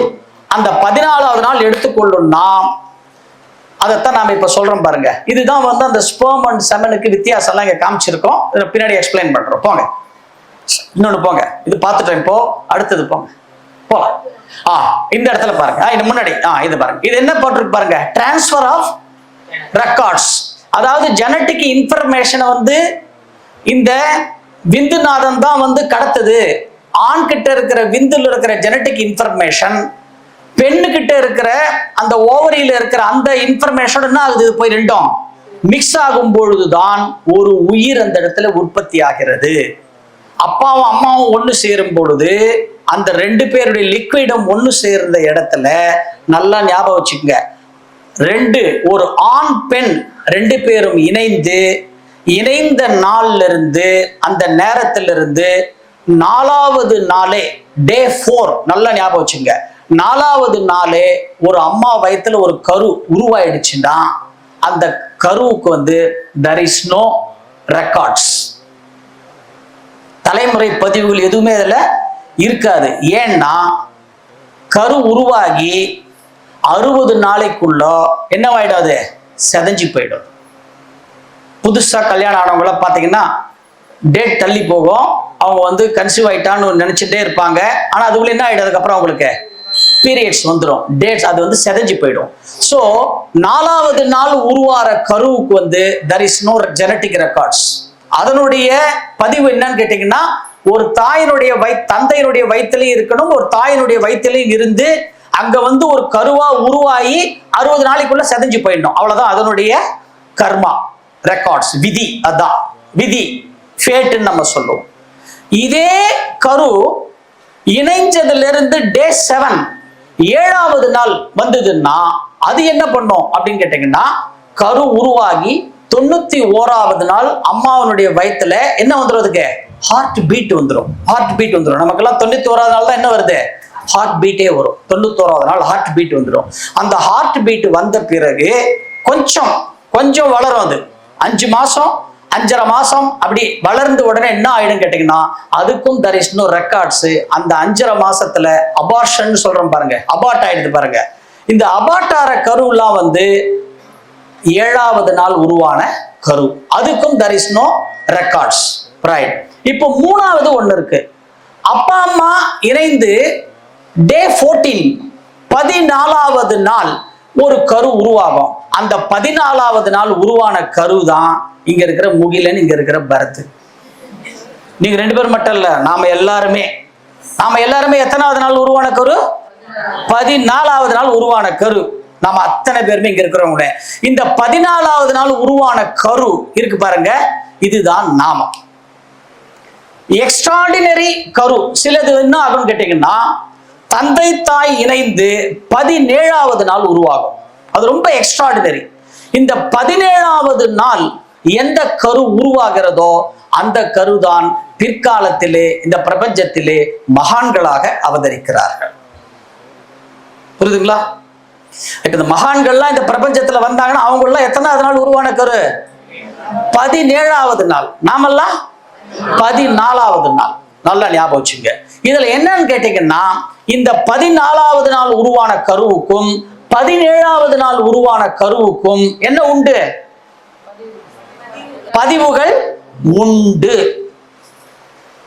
ஆனா நமக்கும் அவங்களுக்கும் என்ன வித்தியாசம் அப்படின்னு கேட்டீங்கன்னா, இந்த செக்ஸ் வைட்டல் ஃப்ளூயிட்ல இருக்கிற ரெக்கார்ட்ஸ்ல நாமெல்லாம் நம்ம பதிவை அப்பப்ப என்ன பண்றோம்? நம்ம அனுபவிக்கிறோம். அப்பப்போ அனுபவிக்கிறோம். நம்ம அன்னன்னைக்கு பல இன்பங்கள் பல துன்பங்கள் நாம அனுபவிச்சுட்டே இருக்கிறோம். மகான்களுக்கு அப்படி இல்லை. ஏன்னா அவங்க இந்த சமுதாயத்திற்கும் இறைவனுக்கும் தொண்டு செய்வதற்காக பிறந்த கரு. இதெல்லாம் இந்த கருவெல்லாம் என்ன ஆகும் கேட்டீங்கன்னா, வாழும் காலத்திலே அவங்களுக்கு எந்த விதமான துன்பங்களை எல்லாம் என்ன பண்ணாது? அது இறைநிலை கொடுக்காது. இந்த மகான்களே ஒரு நேரம் பிக்ஸ் பண்ணுவாங்க. எப்ப பிக்ஸ் பண்ணுவாங்கன்னு கேட்டீங்கன்னா, அவங்க மெடிடேஷன்ல இருக்கும் பொழுது, ஒரு ஆழ்ந்த சிந்தனையில இருக்கும் பொழுது அவங்க பிக்ஸ் பண்ணுவாங்க. என்ன பிக்ஸ் பண்ணுவாங்கன்னு கேட்டீங்கன்னா, நான் இந்த பூமியில பிறந்ததுக்கு உண்டான நோக்கம் என்ன ஆயிடுச்சு? இப்போ ஃபுல்ஃபில் ஆயிடுச்சு, முடிஞ்சு போச்சு. இதுக்கப்புறம் நான் எதை இந்த மக்களுக்கு கொடுக்கறதுக்குன்னு நான் இந்த உலகத்துல பிறந்தேனோ அந்த நோக்கம் நிறைவேறிடுச்சு, எனக்கு போறோம்னு எப்ப மகான்கள் நினைக்கிறார்களோ அந்த க்ஷண நேரம் எது வந்துடும்? உங்களுக்கு மொத்தமா கடைசியில ஒரு டிசாஸ்டர் மாதிரி வந்துடும் மகான்களுக்கெல்லாம். மகான்களுடைய மரணம் எல்லாம் பாருங்க, கடைசி காலத்துலதான் என்ன இருக்கு அவங்களுக்கு எல்லாம் உடல் நலத்துல ஒரு பாதிப்பு ஒரே ஸ்ட்ரோக்ல டக் டக் டக் டக்குன்னு ஒரு பிரச்சனை மொத்தமா. ஆனால் மகான்கள் என்ன வித்தியாசம் கேட்டீங்கன்னா, அவர்களுடைய கர்மாவையும் அனுபவிப்பார்கள், பிளஸ் யாரோடதையும் அவங்க அனுபவிப்பாங்க. நாமெல்லாம் என்ன பண்றோம்? போய் அவர்கிட்ட போய் என்ன கேட்கிறோம்? குருவே என்ன காப்பாத்து, குருவே என்ன காப்பாத்து சொல்ல நம்ம பதிவு என்ன பண்றாங்க? அவங்க சேர்த்துக்கிறதுனாலதான் அவங்களுக்கு ஃபைனலா என்ன ஆயிடுது? அவங்களுக்கு மொத்தமா அவங்களுக்குலாம் விவேகானந்தர் எடுத்துக்குங்க, ஆதிசங்கரர் எடுத்துக்குங்க, ரமண மகரிஷி எடுத்துக்குங்க, வேதாத்ரி மகரிஷி எடுத்துக்குங்க, இப்படி மெஹர் பாபா எடுத்துக்குங்க, அப்பைய தீட்சிதர், இவங்கெல்லாம் இன்னைக்கு சயின்ஸ் எல்லாம் ரிசர்ச் பண்றாங்க. இவங்க அத்தனை பேருமே இவங்கெல்லாம் இவங்களுடைய ரெக்கார்ட்ல, இவங்களுடைய அந்த ஜெனடிக் இன்ஃபர்மேஷன் ரெக்கார்ட்லாம் செக் பண்ண ஆச்சரியமா இருக்கிறது. ஏன்னா அவங்களுக்கு அந்த ரெக்கார்டை அவங்க எல்லாம் என்ன பண்ணாங்க? மகான்கள்லாம் ஏத்துக்கிட்டாங்க. அப்ப நாமளே என்ன பண்ணணும்? ஏத்துக்கணும். ஏத்துக்க மாட்டேன்னு சண்டை போட கூடாது. எனக்கு இருக்கிற ரெக்கார்டு இப்ப உங்களுக்கு இருக்கிற ரெக்கார்டை இவங்களுக்கு என்னால டிரான்ஸ்பர் பண்ண முடியாது. ஒரு போஸ்ட்மேனோ ஒரு கொரியரோ ஒரு மிஸ்டேக் பண்ணலாம். ஆனால் கடவுளுடைய கணக்குல ஏதாவது மிஸ்டேக் வருமா? கடவுளுடைய கணக்குல எந்த விதமான மிஸ்டேக்கும் எந்த இடத்துலயும் வரவே வராது. நல்லா ஞாபகம் வைத்துக் கொள்ளுங்கள். அப்போ இந்த ரெக்கார்ட்ஸ் பாருங்க, இந்த ரெக்கார்ட்ஸ் பாருங்க, அதுல பாருங்க ஜெனரேஷன் கொடுத்துருக்கா, 1 to 7 ஜெனரேஷன் கொடுத்துருக்கா. அதுக்கு பக்கத்துல இருக்க என்ன படிச்சீங்களா? அது மேல யார் போட்டுருது? ஃபாதர். அப்பா சைடுல எத்தனை ரெக்கார்ட்ஸ் பாருங்க. ஜெனரேஷன் 1ல எத்தனை வருது? ஜெனரேஷன் 2ல, ஜெனரேஷன் 3ல, ஜெனரேஷன் 4ல, ஜெனரேஷன் 5ல, ஜெனரேஷன் 6ல 35, 21 plus 14. அப்போ மொத்தம் சேர்த்து எத்தனை வருது? 70 வருது டோட்டலா, ஓவராலா 35. அப்ப அது மொத்தம் 70 வருது. ஆனா இந்த 6 ஜெனரேஷன் சேர்த்து அம்மா வழியில எத்தனை வருது பாருங்க. அப்போ அப்பா வழியில தான் ரெக்கார்டு யாருக்கு அதிகமா வரும்? நமக்கு அப்பா வழியில தான் அதிகமா வரும். அம்மா வழியில எத்தனை வரும்? நமக்கு கொஞ்சோண்டு தான் வரும். அம்மா வழியில 14 தான் வரும். அப்பா வழியில எத்தனை வருது? 70 வருது. அதனாலதான் நம்மளெல்லாம் குடும்ப தலைவர்னு சொல்றாங்க. பதிவு அதிகமா கொடுக்கறது யாரு? அப்பா தான். ஆனா அதிகமா பதிவு அப்பா கொடுத்துட்டு இந்த அப்பா அம்மா கிட்ட என்ன கேட்பாரு? என்னத்த புள்ளைய நீ பெத்து வச்சிருக்கிற, என்னத்தை நீ வளர்த்து வச்சிருக்கிற, பழி யார் மேல தூக்கி போடுவாரு? அம்மா மேல தூக்கி போடு. நீங்க வீட்டுல போய் கேட்க கூடாது. அதெல்லாம் என்ன சொல்றதை நீங்க இன்ஃபர்மேஷனை வாங்கிக்கங்க. இது நம்மளுடைய வேதிக் சயின்ஸ் சொல்றது. இது ஒரு கரு 14வது நாளோ 17வது நாளோ ஒரு கரு தாயினுடைய வயிற்றிலே உருவாகும் பொழுது அப்பாவினுடைய ஜெனரேஷன் வழியாக 70 பதிவுகள் ரெக்கார்ட் ஆகும். அம்மாவினுடைய ஜெனரேஷன் வழியாக இந்த 14 பதிவுகள் ரெக்கார்ட் ஆகும். இதுல ஒரு ஸ்பெஷல் என்னன்னு கேட்டீங்கன்னா, இந்த அம்மாவினுடைய 14, அப்பாவினுடைய 14, இந்த 14 தான் ஃபர்ஸ்ட் வந்து உள்ளுக்குள்ள ரெக்கார்ட் ஆகும் நமக்கு. இந்த 28 ரெக்கார்ட்ஸ் எதை பேஸ் பண்ணி இருக்கு அப்படின்னு கேட்டீங்கன்னா, இந்த அம்மா வயிற்றுல இந்த 14வது நாளோ 17வது நாளோ இந்த கரு உருவாகுது பாருங்க, உருவாகின்ற அந்த க்ஷண நேரம் வரைக்கும் இந்த அம்மா தன்னுடைய அம்மா வயிற்றுல இருந்து பிறந்து வெளியில வந்து அவங்க மதர் ஃபீடிங் தாய்ப்பால் குடித்த நாள் முதல் கொண்டு இந்த அம்மா வயிற்றுல கரு உருவான நேரம் வரைக்கும் அவங்க என்னென்னலாம் உணவு வகைகள் சாப்பிட்டாங்களோ, சாத்வீக உணவு, ரஜோகுண உணவு, தாமச குண உணவு, 3 வகையான உணவுகள் அம்மா எடுக்கிறாங்க இல்லையா, அந்த உணவின் மூலமாக வருகின்ற ரெக்கார்ட்ஸ் தான் யார் கொடுப்பாங்க? அம்மா கொடுப்பாங்க. அப்பாவும் அதே மாதிரி 14 கொடுப்பாரு. அதுக்கப்புறம் மிச்சம் இருக்கிற 56 ரெக்கார்ட்ஸ் ஃபுல் அண்ட் ஃபுல் யார் கொடுக்கறது? அப்பா அண்ட் அப்பா ஜெனரேஷன்ல. அதுல பாருங்க, குறிப்பா பாருங்க, 3 தலைமுறை பாருங்க. அப்பா பாருங்க 15, 10, 6 இந்த 3 தலைமுறையில் தான் அதிகமா இருக்கு, அதிகமா ரெக்கார்ட்ஸ் இருக்கு நமக்கு முன்னாடி. அதனாலதான் சொன்னோம் 3 தலைமுறை பேரை நம்ம என்ன பண்ணணும், தெரிஞ்சு வச்சுக்கணும்னு சொன்னது இதுக்கோசரம் தான். அவங்க பதிவுலாம் யார்கிட்ட இருக்கு? இப்போ யார்கிட்ட இருக்கு? நம்ம கிட்ட இருக்கு அவங்க பதிவுலாம். அப்போ அவங்க பேரை தெரிஞ்சு வச்சுக்கிட்டு அவங்களையும் நம்மள ஒரு வணங்கும் பொழுது அந்த பதிவு நமக்கு என்ன ஆகும்? நமக்கு அது அவங்க எல்லாம் வந்து காந்த துகள்களாக இந்த யூனிவர்ஸ்ல இருக்கும் பொழுது அவங்க நமக்கு என்ன பண்ணுவாங்க? ஒரு பிளெஸிங்ஸ் நமக்கு பண்ணுவாங்க. அதனாலதான் இதை சொன்னது. ரைட். இப்போ இந்த உணவின் மூலமாக வருகின்ற பதிவுகள் எப்படி அப்படின்னு கேட்டீங்கன்னா, இப்படி சொன்னா உங்களுக்கு புரியாது. ஒரு உதாரணத்தை இப்ப சொல்றேன். இப்போ நான் வந்து ஒரு நண்பர் வீட்டுக்கு போறேன், என் நண்பரை பார்க்கறதுக்கு போறேன். அவங்க வீட்டுல அவங்க பேரன் உட்காந்து டிஃபன் சாப்பிட்டுட்டு இருக்காரு. நான் அவரையே பார்க்கிறேன், அந்த பையனையே பார்த்து அவங்க பேரனையே பார்த்துட்டு இருக்கிறேன். அவர் அங்கேருந்து வந்து என்கிட்ட கேட்கிறாரு, என்னப்பா நீ என்ன பார்க்க வந்துட்டு என் பேரனையே பார்த்துன்னுக்கிற? இல்ல உங்க பேரன் வந்து இட்லி தானே சாப்பிட்றான். ஆமாண்ணா, நாமெல்லாம் பொதுவா வந்து இட்லிக்கு மிளகா பொடியை தொட்டுட்டு சாப்பிடுவோம். உன் பேரன் பாரு மிளகா பொடிக்கு இட்லியை தொட்டுட்டு சாப்பிட்றான். அப்படின்னா என்ன அர்த்தம்? காரம் அதிகமா இந்த பையன் சாப்பிட்றான், இந்த பேர. அப்ப சொல்லுவேன், பாருப்பா அப்படியே உன் பையனை உச்சி வந்திருக்கிறான். அப்படியே உன் பையனை இதே மாதிரி என்ன பண்ணுவான்? காரம் அதிகமா சாப்பிடுவான். இப்ப இந்த இது என்ன பண்ணுது? இப்போ அதே மாதிரி எது வந்துருச்சு? இப்போ ஜெனட்டிக் இன்ஃபர்மேஷன் உணவின் மூலமா யார்கிட்ட? அப்பா கிட்ட யாருக்கு வந்துருச்சு? குழந்தைக்கு வந்துருச்சு. ரைட். இப்போ அந்த அப்பாவுக்குன்னு ஒரு விதி இருக்கிறது, ஒரு ஆயுட்காலம் இருக்கிறது. மொத்த ஆயுட்காலம் எவ்வளவு நமக்கு? 120. நல்லா புரிஞ்சுக்கு. இதுதான் வேதிக் சயின்ஸ். இதுதான் இன்னைக்கு சயின்ஸ் ஆராய்ச்சி பண்ணுது. இப்போ 7 ஜெனரேஷன். இந்த 7 ஜெனரேஷன்ல 6 ஜெனரேஷனுக்கு ஈச் 20 இயர்ஸ். 6 × 20 120 இயர்ஸ் நம்ம பார்த்தோமா? இப்போ இந்த 120 இயர்ஸ் இஸ் நம்மளுடைய லைஃப் ஸ்பேன், நம்மளுடைய ஆயுட்காலம் இந்த 120 வருஷம். இப்ப என்ன பண்ணும் அப்படின்னு கேட்டீங்கன்னா, 14வது நாளும் 17வது நாளும் இந்த கரு அம்மா வயிற்றுல உருவாகுது இல்லையா, நாம எல்லாம் உருவானம் பாருங்க. இதுதான் லைஃப். இது இறைவன் நமக்கு போடுற கணக்கு. இதை தான் நம்ம இப்ப காயகல்ப பயிற்சியில நம்ம வந்து இதுல இருந்து ரெக்டிஃபை பண்ண போறோம். இதைத்தான் நல்லா ஞாபகம் வச்சுங்க. 120 வருஷம் ஆயுள், இந்த 6 தலைமுறை. அது என்ன பண்ணும்? காலம் என்ன பண்ணும் கேட்டீங்கன்னா, இந்த ஜெனரேஷன் 1ஓட ரெக்கார்டை பார்க்கும். எல்லாம் அதுக்கு தெரியும், கரு உருவாகும் பொழுதே தெரியும். ஜெனரேஷன் 1ல வந்து பாசிட்டிவ் எவ்வளவு இருக்கு, நெகட்டிவ் எவ்வளவு இருக்குன்னு பார்க்கும். ஜெனரேஷன் 1ல பாசிட்டிவ் 5, நெகட்டிவ் 2 அப்படின்னா விட்டுடும். ஜெனரேஷன் 2ல பாசிட்டிவ் 10, நெகட்டிவ் 50. எது அதிகமா இருக்கு? அப்ப அவங்க பண்ண ஏதோ தவறுகள் அதிகமா இருக்குன்னா அதுக்கு உண்டான ஒரு டயத்தை பிக்ஸ் பண்ணோம். 15 வருஷம் பிக்ஸ் பண்ணோம். உன்னுடைய ஆயுட்காலம் எவ்வளவு? 120 மைனஸ் எவ்வளவு? 15. அப்படியே ஒரு ஜெனரேஷனா போட்டுக்கிட்டே வரும். கடைசியில 120, இந்த 14வது நாள் உருவான கரு, 17வது நாள் உருவான கருக்கு ஆயுள் 120 minus generation 1 nil, generation 2 15, generation 2 10, generation 4 5, generation 6 7 அப்படின்னு போட்டு கடைசியில் என்ன பண்ணோம்? 120 மைனஸ் 30 பேலன்ஸ் 90. இதுதான் உங்களுடைய ஆயுட்காலம்.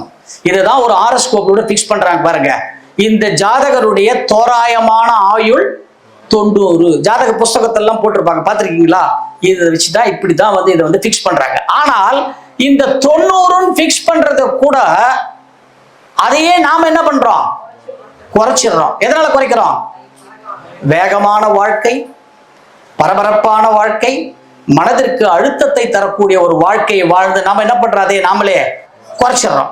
இப்போ திருப்பி அந்த இட்லி கதைக்கு வரேன். இப்போ என் ஃப்ரெண்டு வீட்டுக்கு போனேன் இல்லையா, அங்க வந்துடுறேன். இப்போ அப்போ இந்த அப்பா இருக்காருல்ல, என் ஃப்ரெண்டு பார்க்க பண்ணேன், அவர் பையன் இருக்காரு இல்லையா, அந்த அவர் பையன் இருக்காரு. இது ஒரு தலைமுறையில எவ்வளவு இருக்கோ, அதாவது 6 தலைமுறையில 6 × 20 இயர்ஸ் 120 இயர்ஸ், அது நம்மளுடைய லைஃப் ஸ்பேன். அந்த 120ல ஜெனரேஷன் 1ல பாசிட்டிவ் எவ்வளோ, நெகட்டிவ் எவ்வளோ, அதை கால்குலேட் பண்ணும், காலம் பண்ணும். அதெல்லாம் நம்ம கையில் கிடையாது, அதெல்லாம் காலம் பண்ணும். ஆமா, ஜெனரேஷன் 1ல பாசிட்டிவ் 5 நெகட்டிவ் 3 இருந்துன்னா விட்டுடும். ஜெனரேஷன் 2 பாசிட்டிவ் 10 நெகட்டிவ் 50, அதுக்கு ஒரு இயர்ஸ் கால்குலேட் பண்ணுது. அதெல்லாம் எப்படின்னு இப்ப சொல்றேன். இப்ப நான் சோ இது என்ன பண்றது இது அப்படின்னு கேட்டீங்கன்னா, இப்போ இந்த அப்பாவுக்கு இப்ப அந்த அப்பாவுடைய ஆயுள் எவ்வளவுன்னு பார்த்தப்படமா 90. அவர் உணர்ச்சி வசப்பட்டு கோபம் இது மாதிரிலாம் வந்து ஒரு பயிற்சி கீழ்ச்சிலாம் எதுவுமே பண்ணல. அந்த அப்பா என்ன பண்ணுவாருன்னு கேட்டீங்கன்னா 70 வயசுலயே என்ன ஆவார், ஒரு காலத்துல இறந்து போயிடுவார். ஆனால் அந்த அப்பாவுடைய ரெக்கார்ட்ல என்ன இருக்குன்னு கேட்டீங்கன்னா 74வது வயசுல இத்தனை நாளா சாப்பிட்ட அந்த உணவின் மூலமாக சாப்பிட்ட காரம் அவர் வயிற்றுல 74வது வயசுல ஒரு பெருசா ஒரு கட்டி வரணும்னு விதி இருக்குது. ஆனா அவர் என்ன ஆயிட்டாரு, அவர் அதை 70 வயசுல என்ன ஆயிட்டாரு, அவரு இறந்து போயிட்டாரு. அந்த கட்டி டிரான்ஸ்பர் டு ஹூம், இந்த பேரனுக்கு வந்துடும். இப்படித்தான் உணவின் வழியாக நமக்கு எல்லாமே என்ன ஆகும். இதுல வந்து ஒரு பாசிட்டிவும் வரும், ஒரு நல்லதும் இருக்கும், மற்றதும் இருக்கும். அது எது இருக்குன்னு நமக்கு வந்து அது தெரியாது, எது இருக்குன்னு நம்மளால அதை வந்து கண்டுபிடிக்க முடியாது. நல்லா ஞாபகம் வச்சுங்க. ஆனால் இதை இறைவன் எப்படி கால்குலேட் பண்றான் இதை அப்படின்னு கேட்டீங்கன்னா, இப்ப நாம வந்து வயசை பத்தி பேசிக்கிட்டு இருக்கிறோம் இங்க. நல்லா ஞாபகம் வச்சுங்க, வயசை பத்தி பேசிக்கிட்டு இருக்கிறோம். ஆனால் இறைவனுடைய கணக்கு எப்படின்னு கேட்டீங்கன்னா பேஸ்ட் ஆன் அவர் பிரீத். என்னது? மூச்சை கணக்கு வச்சுதான். இந்த 120 வருஷம் கால்குலேஷன்றது எப்படின்னு கேட்டீங்கன்னா, நாம அம்மா வயிற்றுல இருந்து பிறந்து வெளியில வந்துட்டோம்னா ஒரு நிமிஷத்துக்கு வந்து 15 மூச்சு தான் விடணும். எவ்வளவு மூச்சு விடணும்? 1 மணி நேரத்துக்கு 900 மூச்சு, 900. 24 ஹவர்ஸுக்கு 21,600 பிரீத்தர்ஸ், 21,600. 365 நாளைக்கு 78,84,000 மூச்சு விடணும்.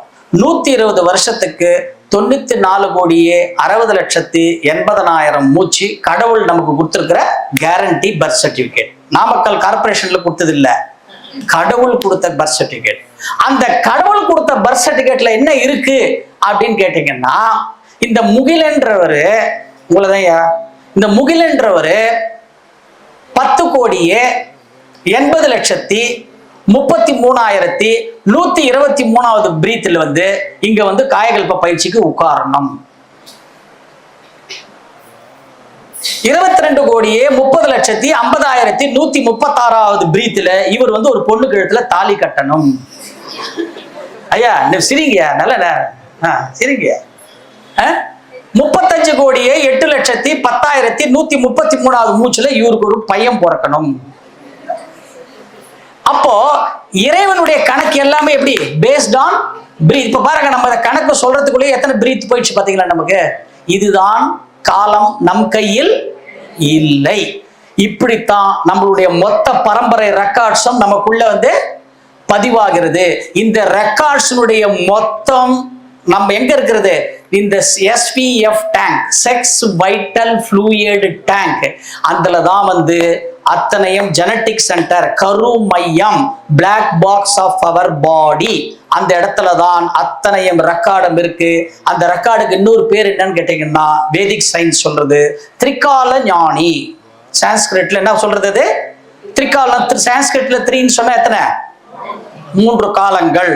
உன்னுடைய முன்காலம் என்ன, நிகழ்காலம் என்ன, எதிர்காலம் என்ன, நீ வாழ்க்கையில எப்ப நீ வந்து பிறக்கணும், என்ன படிப்பு படிக்கணும், இந்த காயகல்ப பயிற்சிக்கு வந்து உட்காரணும்னு சொல்ற பாரு, இது கூட எங்க பதிவாயிருக்கு?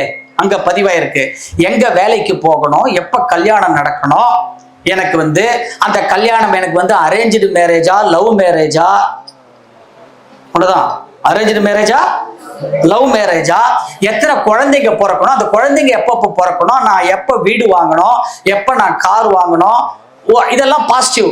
எப்ப நான் கீழே விழணும், எப்ப எனக்கு வந்து ஒரு முட்டில ஒரு சர்ஜரி வரும், எப்ப எனக்கு வயிற்றுல ஒரு சர்ஜரி வரும், எப்ப எனக்கு பித்தப்பையை கட் பண்ணுவாங்க, அத்தனை ரெக்கார்டும் எங்க இருக்கிறது?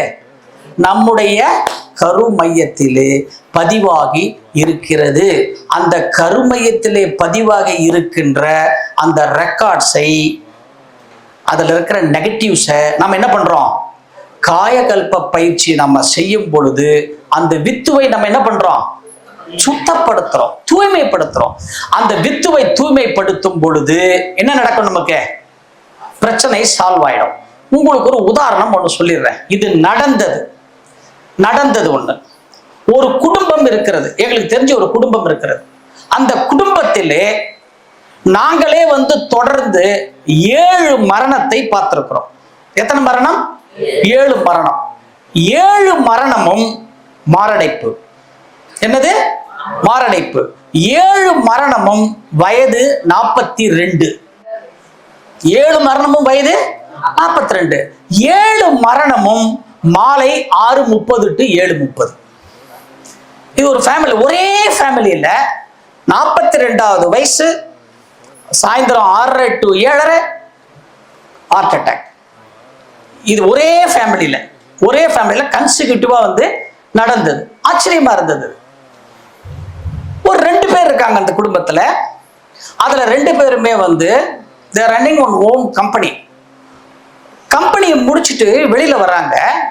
கம்பெனி முடிச்சுட்டு வெளில வரும் பொழுது அண்ணன் தம்பி கார் ஓட்டுறாரு, அண்ணன் பின்னாடி உட்கார்றாரு. செக்யூரிட்டி கேட்டுக்கு வந்ததுக்கு அப்புறம் அண்ணன் என்ன சொல்றாருன்னா, அண்ணன் தான் ஓட்டுறாரு. அண்ணன் என்ன சொல்றாரு, எனக்கு டயர்டா இருக்கு, நான் ரெஸ்ட் எடுத்து, நீ காரை ஓட்டுன்றாரு தம்பி கிட்ட. தம்பி டிரைவர் சீட்டுக்கு வந்துட்டு அண்ணன் பின் சீட்ல படுத்துட்டு வர்றாரு. 20 kilometers டிராவல். வீட்டுக்கு வந்துட்டு காரை ஆஃப் பண்ணிட்டு அண்ணனை எழுப்புறாரு. டெட். அன்னைக்கு அண்ணனுக்கு வயசு வந்து 42. மணி சாயந்தரம் 7. இது 8வது டெத்து. நல்லா நடந்தது. இது 8வது டெத்து. அதுக்கப்புறம் அடுத்த நாள் மார்னிங் நானும் மேடம் போனோம், விசாரிச்சோம். அப்புறம் அந்த பெண்ணுகிட்ட சொன்னோம், இன்னொரு பெண் இருக்கு அவங்ககிட்ட, என்னம்மா அவங்க குடும்பத்துல கண்டினியூவா இப்படி வந்து வருது, நீங்க ஒருத்தரும் கேர் எடுக்க மாட்டேங்கிறீங்களே, நம்ம பகுதியில் இப்படி யோகாலாம் நடக்குது, உங்களுக்கு தெரியும் இல்லையா, ஏன்னா வழியில் பார்த்தா கூட அண்ணா வணக்கம்னான்னு சொல்றீங்களே, இப்போ அடுத்தது இருக்கிறது உன்னுடைய புருஷன் மட்டும்தான், அது இருக்கிறது மனசுல பட்டது நம்ம என்ன பண்றோம், நல்லதுன்னு நாம சொல்றோம். அதனால வந்து உன் புருஷனையாவது காப்பாத்திக்கமா, அது 8வது மரணம் உன் குடும்பத்தில் நடக்குது, பார்த்துக்குங்க, அப்புறம் ஒரு நாள் மன்றத்துக்கு வாங்க அப்படின்னு சொன்னோம். ஒரு 3 weeks கழிச்சு ஹஸ்பண்ட் ஒய்ஃபா வந்தாங்க. எல்லாத்தையும் அவங்களுக்கு இதெல்லாம் காயகல்பம் இதெல்லாம் எக்ஸ்பிளைன் பண்ணோம். அவங்க என்ன பண்ணாங்க, உடனே வந்து நம்ம மன்றத்தில் என்ன பண்ணாங்க, ஃபவுண்டேஷன் கோர்ஸ் சேர்ந்தாங்க. அப்புறம் அப்படியே வந்து அகத்தாய்வு பயிற்சி, பிரம்மஞான பயிற்சி, அருள்நிதியர் பயிற்சி, அடுத்த ஆழியார் வரைக்கும் என்ன பண்ணிட்டு அவங்கள கூட்டு போயிட்டு வந்துட்டு ஸ்ட்ரிக்டா சொன்னோம், இங்க பாரப்பா, நீ போடுற முயற்சியை விட உன்னுடைய பதிவுகள் எப்படி இருக்கும், கர்மா ரொம்ப ஸ்ட்ராங்கா இருக்கும். ஒரு சாப்பாடை விட்டாலும், ஒரு நாள் பட்டினி இருந்தாலும் பரவாயில்ல, ஒரு நாள் கூட பயிற்சியை விடக்கூடாது அப்படின்னு சொன்னோம். ஏன்னா மகரிஷி சொல்றது என்னன்னு கேட்டீங்கன்னா, காயகல்ப பயிற்சி உடற்பயிற்சியை நீ செய்யும் பொழுது உன்னுடைய கர்மவினை நோய்கள் கூட அகலும் அப்படின்னு சொன்னார். திருமூலருடைய கிரந்த சாஸ்திரத்திலே காயகல்ப பயிற்சியை ஒருவர் இந்த காயகல்ப பயிற்சியை செய்யும் பொழுது இதே கர்ம நோய் கண்ணுக்கு தெரியாமல் போகும் திருமந்திரத்திலே சொல்றார். அவங்க சொன்னதெல்லாம் நாம வந்து ஒரு பெருசா எடுத்துக்கல, திருமூலர் சொன்னதையும் எடுத்துக்கல, வேதாத்ரி மகரிஷி சொன்னதையும் எடுத்துக்கல நாம. ஆனால் என்ன நடந்தது தெரியுமா? இப்ப இந்த குடும்பத்துல ஒருத்தர் இருக்காரு பாருங்க, அவரு நம்ம மன்றத்துல வந்து பயிற்சி எடுக்கும் பொழுது வயது 31. எத்தனை வயசு? 31. இன்னைக்கு விஞ்ஞானம் என்ன பண்ணித்து, இன்னைக்கு விஞ்ஞானம் சொல்றதுக்கு முன்னாடி நான் சொல்றதெல்லாம் நடந்தது சொல்றேன். இன்னைக்கு விஞ்ஞானம் என்ன சொல்லுகிறதுன்னு கேட்டீங்கன்னா, இன்னைக்கு கண்டுபிடிச்சிருக்காங்க, எவர் ஒருவர் தொடர்ந்து, நல்லா ஞாபகம் வச்சுங்க, இந்த தொடர்ந்து இந்த வார்த்தை என்ன பண்ணணுமா, அண்டர்லைன் பண்ணணும். இன்னைக்கு காயகல்ப பயிற்சி பண்ணிட்டு அதோட 10 வருஷம் கழிச்சு நான் பண்ணிட்டேன்னு கேட்கக்கூடாது. தொடர்ந்து எவர் ஒருவர் உடற்பயிற்சி, காயகல்ப பயிற்சி, பிராணாயாம பயிற்சியை தொடர்ந்து செய்கிறார்களோ, ஒரு நாள் 2 நாள் விட்டா பரவாயில்ல, அது டியூன் ஆயிடும் பாடி, அது ஒன்றும் பிரச்சனை இல்லை.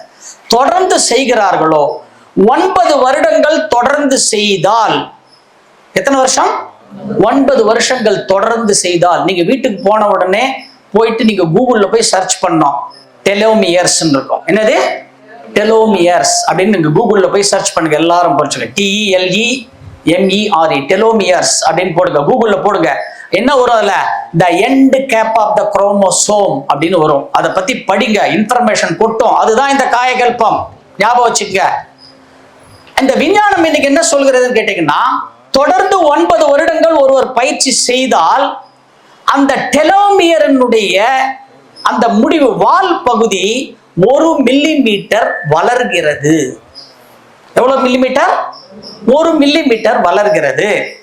அப்படி 1 மில்லிமீட்டர் வால் பகுதி வளர்ந்ததுன்னா என்ன நடக்கும் அப்படின்னு கேட்டீங்கன்னா, இன்னைக்கு மெடிக்கல் சயின்ஸ் என்ன சொல்லுதுன்னு கேட்டீங்கன்னா, அந்த end cap of the chromosome telomere வளரும் பொழுது மனிதனுடைய ஆயுள் 10 வருடம் கூடுகிறது. இன்னைக்கு சயின்ஸ் சொல்றது. இன்னைக்கு இப்போ அங்க நடந்ததுக்கு வருவோம். இப்போ அவர் எத்தனை வயசுல வந்தார் பயிற்சிக்கு? 31. இன்னைக்கு அவருக்கு வயசு 52, உயிரோடு இருக்கிறார். இன்னைக்கு வயசு எத்தனை அவருக்கு? 52, உயிரோடு இருக்கிறார். அப்போ அவர் என்ன பண்ணிருக்கிறார்? அப்போ விதியை என்ன பண்ணார் அவரு? மதியால விதியை என்ன பண்ணார் அவரு? வென்றார். அதனாலதான் சொல்றேன், விதியை மதியால் வெல்லும் ஒரு பயிற்சி. என்ன பயிற்சி? இதுக்குத்தான் இத்தனையும் நம்ம சொல்றோம். ஆனால் என்ன நடந்தது தெரியுமா? 42வது வயசுல அவருக்கும் ஹார்ட் அட்டாக் அதே 7 மணிக்கு வந்தது. ஏன்னா உள்ளுக்குள்ள என்ன இருக்குது? ஒரு பதிவு இருக்கிறது. ஆனால் அந்த பதிவுக்கு மேல 10 வருஷமா என்ன போட்டார் அவரு? அதுக்கு மேல ஒரு பிராயச்சித்தம், மேல் பதிவு என்ன பண்ணார் அவரு? ஒரு பயிற்சியை போட்டதுனால. ஆனா உள்ளுக்குள்ள இருக்கிற அக்கௌண்ட் என்ன பண்ணணும்? அது கிளியர் பண்ணணும் இல்லையா? ஒரு ஹார்ட் அட்டாக் வந்தது, ஒரு மைல்டு அட்டாக்கு, ஆன்ஜியோ பண்ணாங்க, டேப்லெட்லயே மெயின்டைன் பண்ணி 1 வருஷம் டேப்லெட் எடுங்க, அதோட போருன்ட்டாங்க. அதோட அதையும் ஸ்டாப் பண்ணியாச்சு. இன்னைக்கு is perfectly well, is doing every day exercise. எங்க பார்த்தாலும் அப்படி கையெடுத்து கும்பிடுவார். ஆமா, வாழ்க வளமுடன் சொல்லுவார். அப்ப சொல்லுங்க பார்க்கலாம், ஒரு விதியையே, அதுதான் சொன்னது, ஜெனட்டிக்கா வர கருமையத்தில் இருக்கின்ற பதிவுகளை கூட காயகல்ப பயிற்சி என்ன பண்ணும்? மாற்றிடும். புரியுதுங்களா? அப்ப காயகல்ப பயிற்சி நம்ம இன்னைக்கு கத்துக்கிட்டோம்னா நாளையில இருந்து நம்ம இன்னைக்கு சாயங்காலத்துல இருந்து செய்யணுமா வேண்டாமாங்க? நல்லா சத்தமா சொல்லுங்க.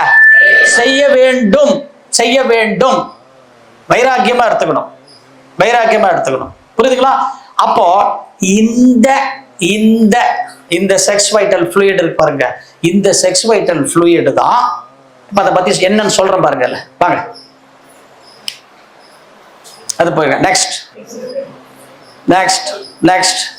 இதுதான் ஒரு வருஷம் முன்னாடி போங்க.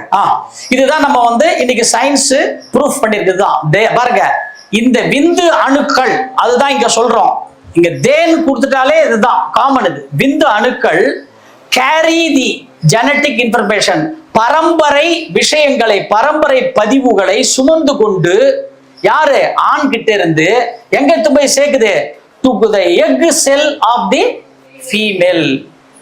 அப்போ இதைத்தான் மகரிஷி என்ன சொன்னாரு? தந்தை தாய் ஈருயிர் ஒன்று சேர்ந்து தழைத்ததொரு உடலாகி உலகில் வந்தேன், அந்த ஈருயிர் வினைகள் அறமோ மற்றோ அளித்த பதிவுகள் எல்லாம் என் சொத்தாச்சு. இதுதான் இன்னைக்கு சயின்ஸ் என்ன பண்ணிருக்கத? எப்ப சயின்ஸ் ப்ரூஃப் பண்ணித்தத பாருங்க. 18 டிசம்பர் 2017 சாமிஜி முதலே சொல்லிட்டார். போங்க அடுத்தது போங்க. இப்போ வாங்க இது ஒரு நிமிஷம் பின்னாடி போங்க. இதுதான் அந்த 120 வருஷம் ரெக்கார்டை எப்படின்னு பாக்குறதுக்கு பேர் தான் என்னது? அஸ்ட்ராலஜி. அதுதான் அது. நெக்ஸ்ட் போங்க. இதுதான் காலபுருஷ சக்கரம். நெக்ஸ்ட் போங்க. நெக்ஸ்ட் இது வந்து ஸ்பெர்முக்கும் சமக்கும் வித்தியாசம். அடுத்தது போங்க. அடுத்தது இது வந்து இந்த காயகல்ப பயிற்சி செய்யறதுனால நமக்கு வந்து உடல்ல இருக்கிற கருமையத்துல மேஜரான பதிவுகள் என்ன மாதிரி டிசீஸ் எல்லாம் வரும், அந்த டிசீஸோட சிம்டம்ஸ் இதெல்லாம், அந்த டிசீஸோட சிம்டம்ஸ் பாருங்க. டயபெட்டிக் மெயினா பாருங்க, சர்க்கரை, asthma, allergy, obesity, heart disease, புற்றுநோய், cancer, skin conditions, headache, brain disorder, இதெல்லாம் பரம்பரையா வருது. இந்த பரம்பரையில இப்ப எத்தனை பேர் இப்ப பரம்பரையில் இப்போ 2026 இருந்து முதல்ல 4 பேர் சொன்னேன். இப்ப எத்தனை பேர் இப்போ? யாரு? அப்பா, அம்மா, தாத்தா, பாட்டி, தாய் மாமா, அத்தை. அதனால அத்தை தாய் மாமா கூட முறைச்சுக்காதீங்க. ரைட். இது வந்து வித்தினுடைய மகிமை. இதுதான் வந்து சித்த மருத்துவம், ஆயுர்வேத மருத்துவத்துல ஒரு விந்துநாத திரவத்தினுடைய கலர், அந்த கலர் எப்படிலாம் இருந்தா அது உத்தமம், மத்தியமம், அதமம் எப்படிலாம் இருக்கும், ஆண்மைத்தன்மை இல்ல, மலட்டுத்தன்மை பெண்ணுக்கெல்லாம் கண்டுபிடிச்சாங்க. நெக்ஸ்ட் போலாம். இதைத்தான் இன்னைக்கு நம்ம சயின்ஸ்ல என்ன பண்றோம்? மொட்டிலிட்டி, கவுண்டிங், விந்தணுக்களுடைய எண்ணிக்கையில இன்னைக்கு கவுண்டிங்லாம் இன்னைக்கு சயின்ஸ் சொல்லுதே. எல்லாம் ஆரம்பம் இங்கத்தான் இருக்கிறது. நெக்ஸ்ட் ஒரு நிமிஷம் இதோ இங்க இது பாருங்க, ஒரு நிமிஷம் பேக்ல போங்க. இதுதான் இந்த 120 வருஷம் வந்து நமக்கு வந்து பேஸ்ட் ஆன் பிளானட்ஸ். இதை பேஸ் பண்ணி தான் அந்த 120 வருஷங்கள் இருக்கு. இதோ இங்க கொடுத்துருக்க பாருங்க. கேது 7 இயர்ஸ், சுக்கிரன் 20 இயர்ஸ், சூரியன் வந்து 6 இயர்ஸ், சந்திரன் வந்து 10 வருஷம், செவ்வாய் 7 வருஷம், ராகு 18, குரு 16, சனி 19, புதன் 17 வருஷம். இந்த 9 பிளானட் தான், 7 பிளானட் அண்ட் ராகு கேதுங்கிற வந்து ஷேடோ பிளானட்ஸ், நிழல் கிரகங்கள். அந்த அம்மாவுடைய வயத்துல 14வது நாள் 17வது நாள் எந்த கரு உருவாகிறதோ அந்த கரு, அந்த உருவான நேரம் இருக்கு பாருங்க, ஆட்டோ செகண்ட், நேனோ செகண்டோட சின்னது ஆட்டோ செகண்ட். அந்த ஆட்டோ செகண்ட்ல இந்த பிளானட்ஸ் எந்தெந்த டிஸ்டன்ஸ்ல இருந்தது, எந்தெந்த டிஸ்டன்ஸ்ல இருந்துட்டு சந்திரனுக்கு ஆற்றலை கொடுத்தது மூன், அங்கிருந்து பூமியில் வாழ உயிரினம் நம்ம அம்மாவுக்கு என்ன அந்த நேரத்துல என்ன மேக்னெட்டிக் ரேஸ் கொடுத்ததோ, பேஸ்ட் ஆன் தட் அந்த 84 ரெக்கார்டு இந்த நேரத்துல பதிவாகும். இந்த நேரத்துல அது வந்து பாசிட்டிவையும் கொடுக்கும். மொத்த நல்லா இருக்கிறான்னு என்ன சொல்லுவாங்க? அவனுக்கு சுக்கிர தசப்பா, நல்லா இருக்கிறான்பா அப்படின்னு சொல்லுவாங்க. அவனுக்கு என்ன பண்ணும்? சுக்கிரனப்போ நல்லா இருக்கும். ஒருத்தன் என்ன பண்ணுவான்? எனக்கு சனிப்பா அப்படின்வான், கெட்டு போச்சு அப்படின்வான். அதுதான் வந்து அந்த டயத்தை நமக்கு வருது பாருங்க. அந்த பதிவுகள் வெளில வர்றதுதான் நம்ம என்னன்னு சொல்றோம்? தசா புத்தி அப்படின்னு நம்ம வந்து டீம் பிரேக்கா சொல்றோம். நம்ம டீம் பிரேக் கொடுத்துடலாமா? Right, good.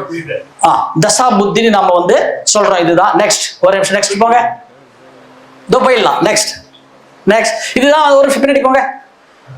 இங்க பாருங்க, இதுதான் இந்த கரு உருவாகி 14வது நாள் உருவானதுக்கு அப்புறம் 1 மாசத்துல இருந்து 2ஆம் மாசம், 3ஆம் மாசம், 4, 5, 6, 7, 8, 9 இந்த கரு எப்படி வந்து வெளியில வருது பாருங்க. இது வந்து மெடிக்கல் சயின்ஸ்ல சொல்றது. நம்ம வேதிக் சயின்ஸ் என்ன சொல்லுது? இதைத்தான் வேதிக் சயின்ஸ்ல என்ன சொல்றாங்க? மானுட பிறப்பது மாதா உதிரத்து. மாணிக்க வாசகர் சொல்றாரு பாருங்க. மானுட பிறப்பது மாதா உதிரத்து, ஈனமிற்கிருமி செறிதனில் பிழைத்து, ஒருமதி தன்னில் இருமதி பிழைத்து, அம்மதம் தன்னில் மும்மதம் பிழைத்து, 2 திங்களில் பேரிருள் பிழைத்து, 5 திங்களில் முஞ்சுதல் பிழைத்து, 6 திங்களில் ஊரலர் பிழைத்து, 7 திங்களில் தாழ் புவி பிழைத்து, 8 திங்களில் துன்பம் பிழைத்து, 9 திங்களில் கஷ்டமும் பிழைத்து, 10வது மாசம் டெலிவரிக்கு வரும்போது தக்க தசமதி தாயோடு தான் படும் துக்க சாகர துன்பமும் பிழைத்து வந்தேன் என்பெருமானே. மாணிக்க வாசகர் என்ன சொன்னாரு? அப்படி சொன்னாரு. இன்னைக்கு அதை தான் இன்னைக்கு சயின்ஸ்ல எப்படி பண்றது? ஒவ்வொரு ஸ்டேஜ்லயும் நம்ம அம்மா வயத்துல இருந்து எப்படி குரோ ஆகி நம்ம வந்தோன்றதை நம்ம அதுல வந்து இதுல சொல்றோம். அது ஹெல்த்தி ஃபுட்ஸ் எல்லாம் அந்த தாய்க்கு அந்த நேரத்துல கொடுக்கணும்னு சொன்னது, புரோட்டீன் அதெல்லாம். நெக்ஸ்ட் இது பார்த்துட்டோம். நெக்ஸ்ட் இது பார்த்துட்டோம். பார்த்துடலாம். டீ பிரேக் விட்டுலாம். ரைட். Next right. இப்போ இந்த 7வது தாது தான் வந்து டீ பிரேக் போறதுக்கு முன்னாடி ஒரு சின்ன ரிசர்ச் நமக்கு. இந்த 7வது தாது தான் வந்து என்னது? இப்போ விந்துநாத திரவம். இந்த விந்துநாத திரவம் நல்லா ஞாபகம் வச்சுங்க. இப்போ நீங்க ரிசர்ச் பண்ணுங்க. இந்த விந்துநாத திரவம் ஒவ்வொருத்தருடைய அந்த செக்ஸ் வைட்டல் ஃப்ளூயிட்ல வந்து அந்த டேங்க்ல ஜீவ வித்து கலையத்துல 2 முறை தாம்பத்திய உறவு கொள்வதற்கு உண்டான குவாண்டம் தான் அளவு தான் அந்த இடத்துல இருக்கும்.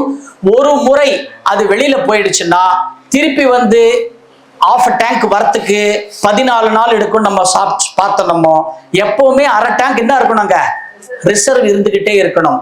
ஒரு டேங்க் இருந்ததுன்னா ஆஃப் டேங்க் ஒரு முறை வெளியேறிடுச்சுன்னா மிச்சம் இருக்கிற ஆஃப் டேங்க் எதுக்குன்னு கேட்டீங்கன்னா, இந்த உடல் மனம் உயிரை இயக்குவதற்கு எது தேவை, விந்துநாத திரவம் தான் தேவை. ஏனென்றால் விந்துநாத திரவத்திலிருந்து தான் உயிர் துகள்கள் உற்பத்தி ஆகிறது. அப்போ விந்துநாத திரவம் இல்லைன்னா என்ன ஆகும் நமக்கு? இப்போ ஒரு கொஸ்டின், ஒரு தடவை இந்த விந்துநாத திரவம் வெளியில போயிடுச்சு, இதோட அடுத்த 14 நாள் கழிச்சு தான் யூஸ் பண்ணணும்.